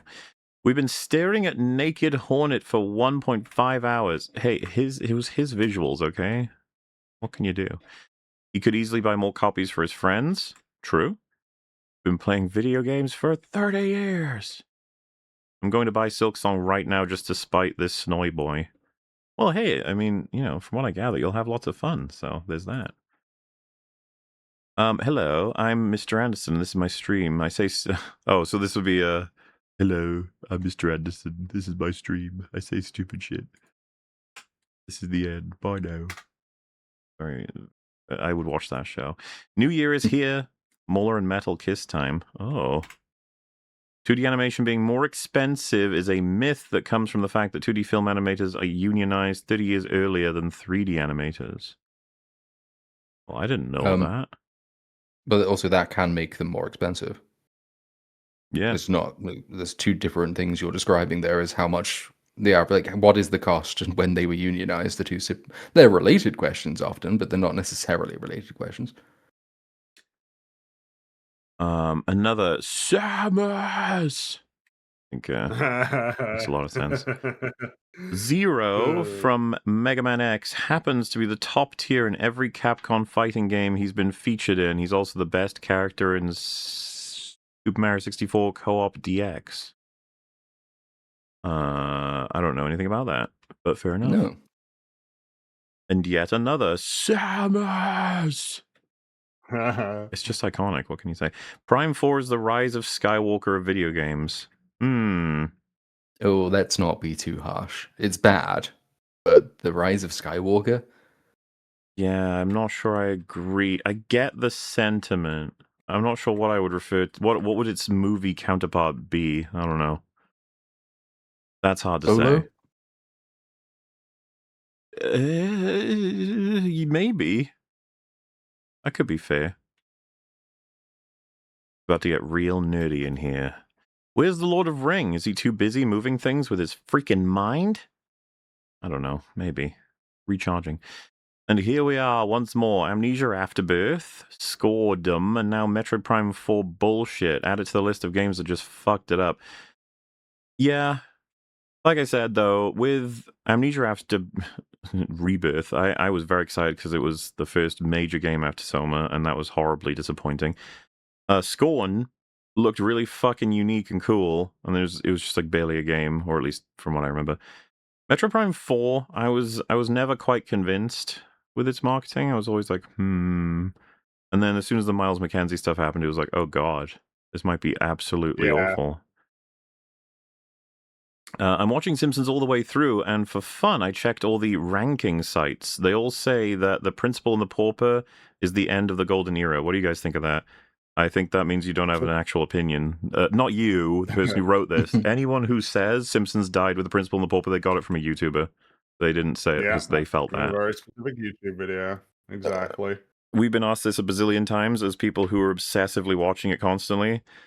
The correct answer, as far as I'm concerned, is there's loads of really fun shit to be done in Simpsons after The Principal and the Pauper. It doesn't die between two episodes. It doesn't die between two seasons. It just really gradually dies. And you'll just find yourself losing the passion to continue watching it because it'll just become less and less funny. But yeah, Principal and the Pauper is one that a lot of people pick. And again, it's just, you'll find there's like 7 different major YouTube videos that talk about how that's the one that killed the show. And they just have different theories for it because it's like a popular thing. My day one Switch stopped turning on right after I bought Prime 4. It killed itself to save me. Thank you, soldier. Oh. Criticism of the day. You guys need to say more dumb stuff. I'm running out of criticisms. Oh. Maybe you need better criticisms. Yeah, that's a criticism for you. What's everyone's favorite episode of Fargate? Mine's the one where Captain Stevens gets put in a psychic coma by the space elves and dreams he's married to the ship's doctor in the 1970s. It's heartbreaking. Yeah, probably where they go to the moon. That's one of the. I know it's I have a generic choice, but it's still the one I'd go with. Just really good shit, especially the ending. Criticism of the day: Black Ops. What does that mean? About it. Yeah. We reference it, maybe? I don't know. Oh, it's the same. It's the same criticism of the day. COD. Oh, Call of the Duty Black Ops. I guess it's not COD. It's COTD. That's right. Call of the Duty. Seamus being in Smash played a part in early 2000s Renaissance.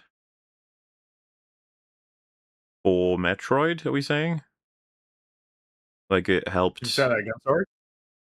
I assume they spelled this wrong on purpose. So Samus being in Smash played a part in the Renaissance for Metroid in general. Is that what they're saying? May well have, but yeah, may well have contributed to that. I mean, Super Smash Brothers is probably very responsible for essentially allowing certain Nintendo franchises to persist with some sort of cultural footprint. Well, even when they bring them haven't been in into games for a like while. Fire Emblem, it gained a lot of popularity in the West for one that weren't traditionally released over here. So it does have a big impact. Ice Climbers. There's an annoying assistance character in the Amazing Digital Circus. He's a bubble. They just pop him. Also, he's actually funny. Don't believe me? You should see for yourself. Also, high rags. All right, fair enough. Focus Metroid? Yeah. How's Metroid Focus when Miles keep talking to him? It was rough. Miles was fucking rough. I played the Ball X Pit demo after your Outlaws video. Not my taste, but earlier today I worked out to Boneyard soundtrack. I'll buy it eventually. Yeah, that was a part of the selection of games. I was like, if you're into this style of game, well, I guess that applies to all the games I was recommending in that list, but there's a couple of stuff I like to pick up and play because it doesn't take too much attention or doesn't take too long to beat in a particular way. And I don't know. Yeah. But I think Metal completed it as well. It's called Ball X Pit, where it's just like you're in this underground place getting attacked by wave of enemies, and you got to fire balls at them, and you unlock different balls and combine balls to make more elemental balls. It's there's loads of balls. Of course, I like it. Can you play the PS4 version of Lord of Ring? I'm sure someone can. I miss the Wii Virtual Console. Good times. Sad Yeah, I that... mean, it was a good way to play, older games. Oh well, never mind. Yeah. I miss you, Molar and Fringy. Come back to me. We're right here. It's okay. Don't you worry. Right here. Lock morph bows. Oh my. Prime 1 music is legendary. Correct. There's nothing more to say about that. Metro Prime 1's soundtrack is just excellent. Excellent. Sad that Rags isn't here, but at least John's doing pretty well in his place. Either way, you Dumbo should consider playing DDLC. John is an old reference, sir, but it checks out. Merton Pine 4 or Xbox One version of Lord of Ring. Well, the thing about comparing those two games, which one's faster? Which one do you complete faster if you were to be Metroid, I think. Is that true because of the fucking stupid green crystal shit? Is that true? It felt faster. That took a while. That was annoying. Detour delay. If you were like really booking it in Gollum, I wonder if I don't know which one would actually be taking longer, but some reviewers said Prime 4 has moments where it feels like classic Prime, and I think they're going off of a 15+ year memory. Had they played the trilogy recently, they realize how abysmal 4 is, even if it's at its most Prime. You're giving them too much credit. This is not something that people say because they actually think or believe it. They're saying it because it's a good thing to say to sell copies, and that's what many reviewers are indirectly paid to do. Yeah. This game shows how incompatible a Metroid game and open worlds are. You can't have your cake and eat it too in this case. I could go either way on this in terms of how I feel, because it's complicated, but like I kind of want to just go the direction of I hate how much open world gets slapped on IPs and they just think it makes it better.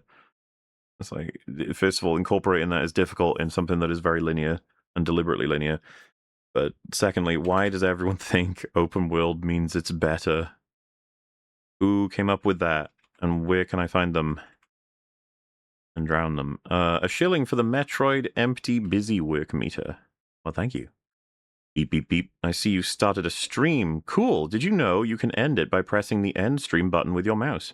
I did know that. I did know that indeed. Is mise en scène the new ludonarrative dissonance? No. No. Because Probably they don't not. It's just an established term to refer to visual storytelling assets. Lord of Prime Metroid. I don't like where this is going. You shouldn't, because it doesn't go to good places. I'm right here, guys. Oh, I know. At help me. I think a lot of people were dying at this point with coming to understand just how impactful Miles was. I'm watching the supercut, and the dialogue is making me want to commit unalive. Love or hate Ragnarok, but boy howdy, that comparably superb dialogue. This is what I mean. Ragnarok gets thrown under the same fucking bus that something like Metroid Prime 4 does, and it's like, Jesus, guys. Just the average conversation where you find the murals and stuff, which then unlocks something for Mimir to talk about regarding like a dead giant or an ancient battle between Thor and someone. And so then when you're crossing any given area, that's like how the game cycles in dialogue. They'll have it feel a bit more natural that you look at a big image and you're like, oh wow, who's the guy with 6 arms and 6 hammers? And then Mimir will be like, oh, that's Thrudenglarg, and he was the guy who built blah blah blah, and then this and this. And then when you get onto the water, they'll give you a bit extra, and Kratos will say something very dry about how someone was stupid in that whole, I shouldn't have trusted this person or whatever. I guess what I'm getting at is like not only does it feel so much more natural in terms of how it's prompted, it like matters by how you find things in the world, but the way they actually weave the dialogue and then the purpose of building up other characters, I just versus the shit you get in this game. Remember that dude who's just in the middle of the open world areas, just you have to find him to progress the actual plot You have to line, and find him. Yeah, that was stupid. gosh. And I think was it me and you that it was like you got to go find him out there. You can't talk to him in here. It's like, huh? What do Didn't you even make any mean? sense. I Yeah, I just had need no to idea talk to what him that meant. now. Fucking nearly. I would, and that's an example of me. I'd have to have, if it not for the fact that I was streaming it, I would have had to Google what the fuck I'm supposed to do because I would have been so confused. Pretty ironic for a game that doesn't want you getting lost at all. Mm-hmm. Remember Big Jack Horner in Puss in Boots: The Last Wish? He had a better villain backstory than this Metroid Prime villain. Jack Horner was hilarious. The movie I need to Sure rewatch was. sometime. Thank God they stopped talking about me. We can Metroid candidly now. Whenever I hear you have a companion like Eva on MGS3 or Ashley in RE4 for an entire game, you better make it worth it by the story, because if not, I'm not even going to try to play a game. I don't know. I didn't know I had to accompany Ian McNPC for the entire game. Fuck that. No, yeah, I mean it's a fair point, right? Like there's a design discussion to be had about for escort shit, how it creates different balancing and there's different ways to approach that. But if it's also a character that's just extremely fucking annoying, why even Yeah. bother? Why do that? Why deliberately have annoying characters in your story? George just coming to mind, even though it's not a video game, it's just Jar Jar Binks. Like, George, why did you do that? And he's like, It's well, funny, isn't yeah, he's funny. It's like, all right. On the topic of puzzles and God of War, how long did it take you to solve the Tetris puzzle and be honest? The Tetris puzzle? Is that in I don't remember.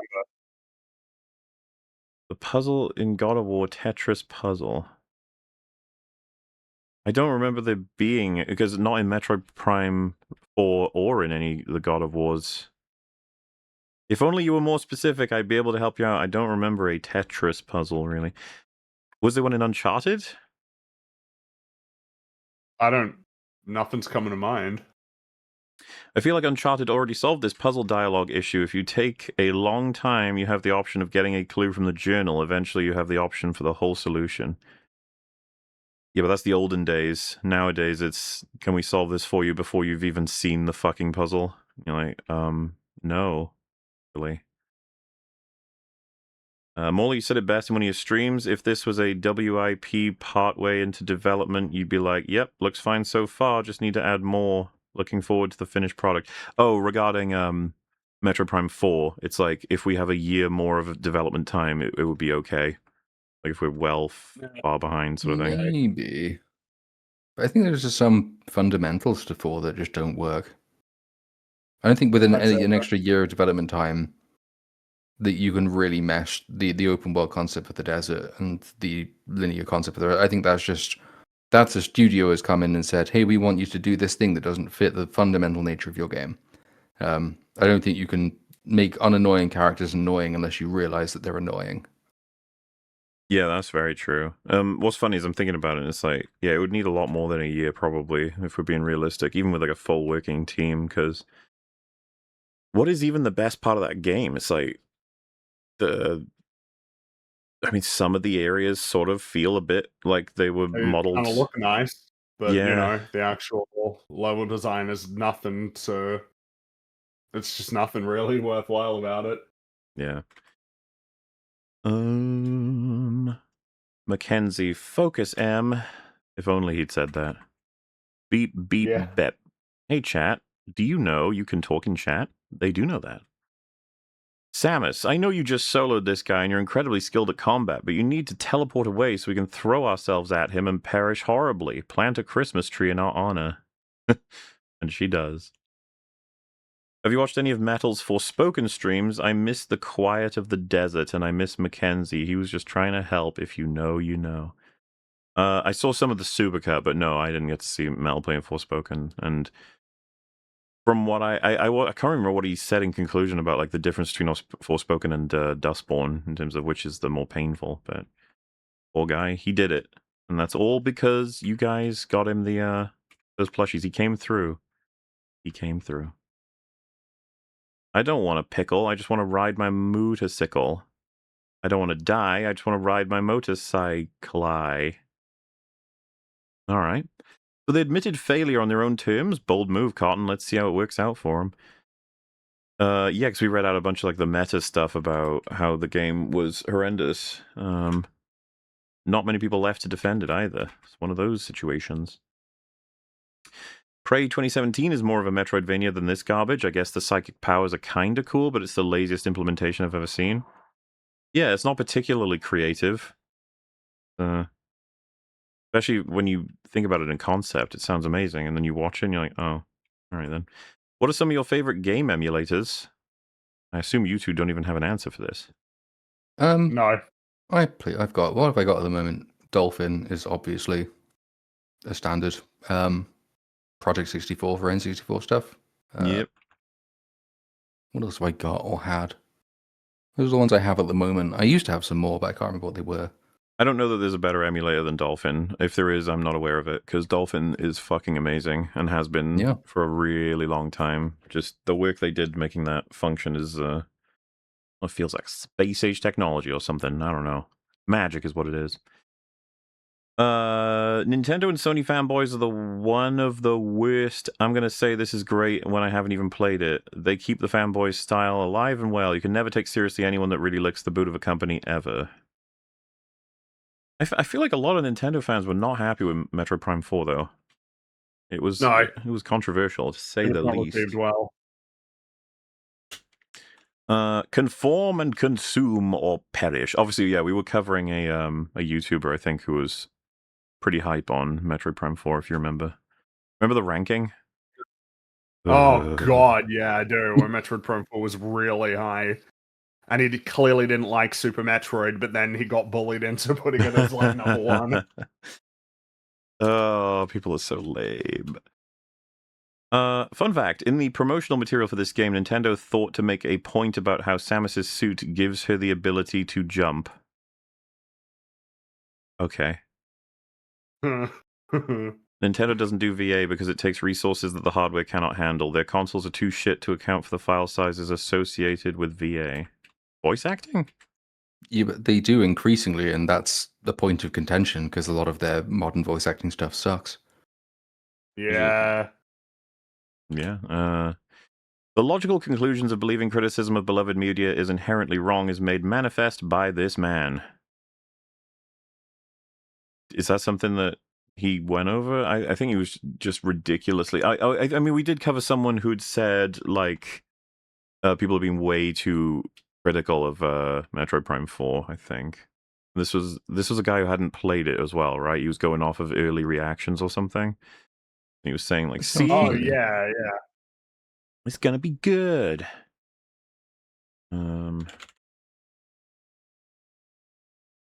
The prequel's all over again. Guys, why are you hating? It's new and different from the OT. Do you guys just want the same thing over and over again? I hate it when people say that shit. You guys just wanted the same thing forever. Accessibility can be the death of deliberate design. Yeah, like not specifically, you know, you want to help people out who can't actually, like, their senses aren't as attuned for like a default human, putting it that way, but more so an effort to make it so the game can be completed by everyone of every level. It sort of starts to seriously get in the way of what is your game on a challenge level in the first place.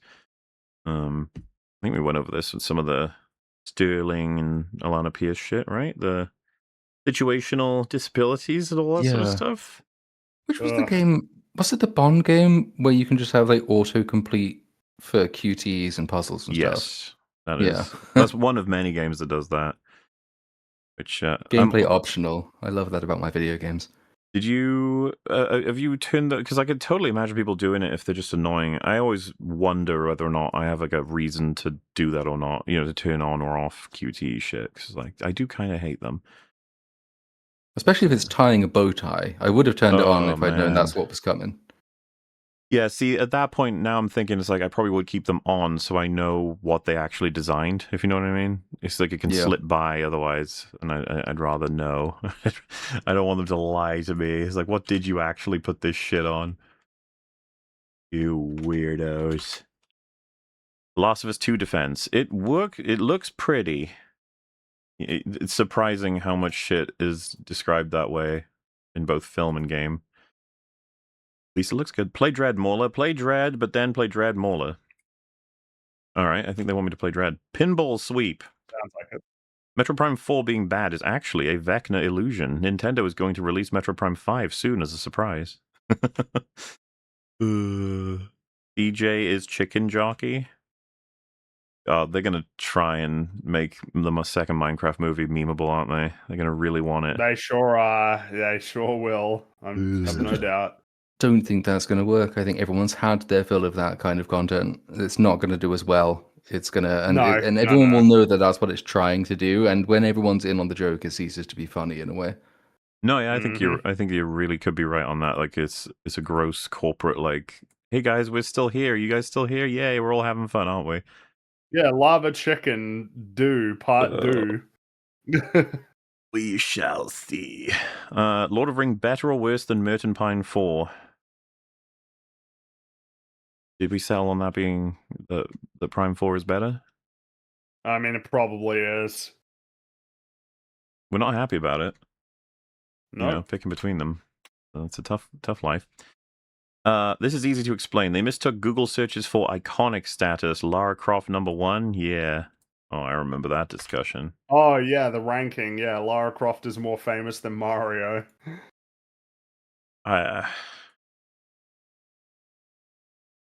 Have you, Platoon, have you seen Stupid. the, because me and Fring have talked about it a couple of times, the thing where they do the Mount Rushmore of superheroes, and they do Spider-Man, Batman, Superman, and then they're like, who's number 4? And loads of people are like, it's Wonder Woman, it's Wonder Woman, it's Wonder Woman. It's like, I'm not sure that it is, I mean, guys. it Like, might be Wonder Woman, might but like be, it might but- be Wolverine or it might be the Hulk. I'd say, Yeah. yeah, Wolverine above Wonder Woman, just in terms of. I mean, Wonder Woman In terms of maybe people back actually in the day. knowing things about, you know, Yeah. the character. Like, how many people even know that Wonder Woman's name is Diana? I think because I know there's a lot of posts that are like pissed off that it would be like, of course you're gonna make it 4 guys. Like, listen, that's not even in consideration. It's not about that. About which ones sort of control cultural conversation, I guess. And it just doesn't like how relevant is Wonder Woman? Not very. Not very. Like, that one film did pretty well, but literally every superhero film made $1 billion back then. Yeah. And the next Wonder Woman's going to be written by the Supergirl writer, so If it Yay. even Good luck. fucking happens. If they ever even get exists. it, yeah. Oh, and the next one, of course, nice and suitable, because there's not too many times you could ever post this. Samus from Silex, Yeah. son of Peen, is what they call it here. Good stuff. Uh, So, we have a Pokemon entry of the day, 366, which is Clam Pearl. I don't know if that sounds familiar to you guys at all. Let me see if I can get an image here. Please work. Big pity on me, Discord. Clam Pearl grows while being protected by its rock-hard shell. When its body becomes too large to fit inside the shell, it is sure evidence that this Pokemon is getting close to evolution. like a lame version of Cloyster. Yeah. Which someone I can't remember who once called Cloyster the anti-rape goblin, but when you look at it, it makes a surprising amount of sense. Well, yeah, I suppose that it's inevitable that they would start returning to older designs and just sort of making a new version. Speaking of which, I'm not even sure which Pokemon I would pick for this one, but Huntail is the next one. To withstand the crushing pressure of water deep under the sea, its spine is very thick and sturdy. Its tail, which is shaped like a small fish, has eyes that light up. I think it looks a bit shit. Yeah. Yeah, this is he looks almost like too clowny, like too embarrassing. Needs work. It's all those dots. Yeah.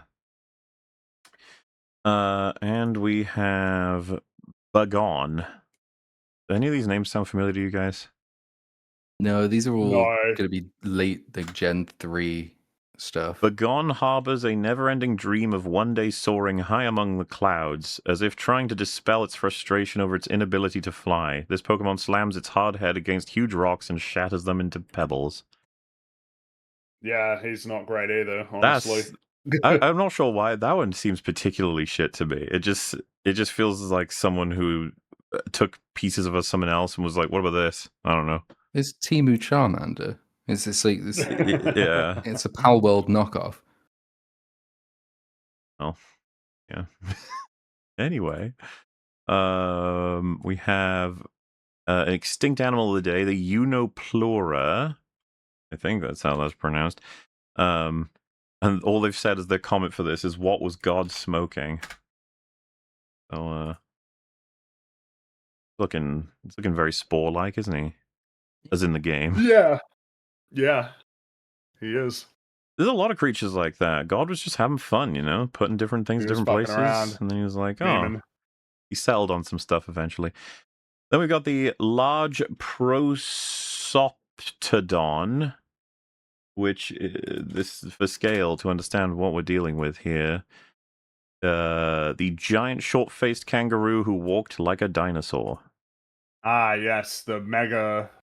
That's kind of an interesting, because we don't really have much megafauna now, but there used to be a lot. But that wasn't even modern, like advanced humans. That was just the hunter gatherers got rid of those lads too.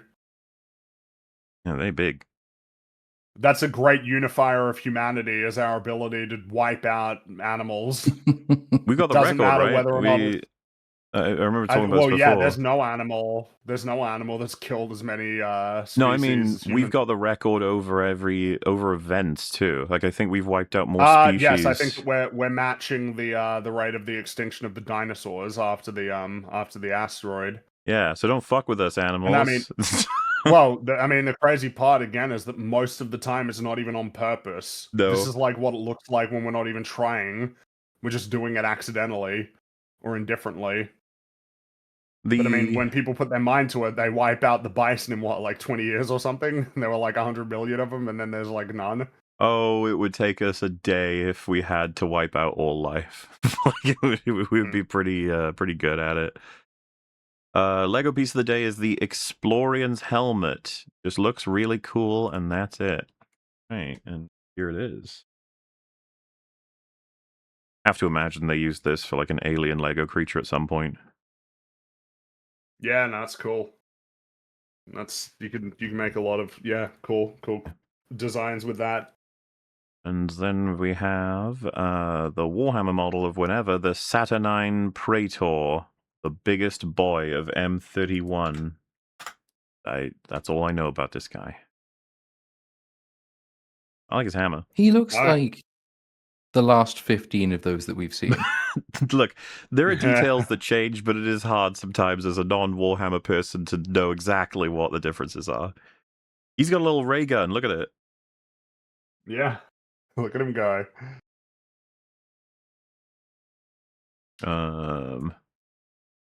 Then we got Lego piece of the day is the Zotaxian pilot head.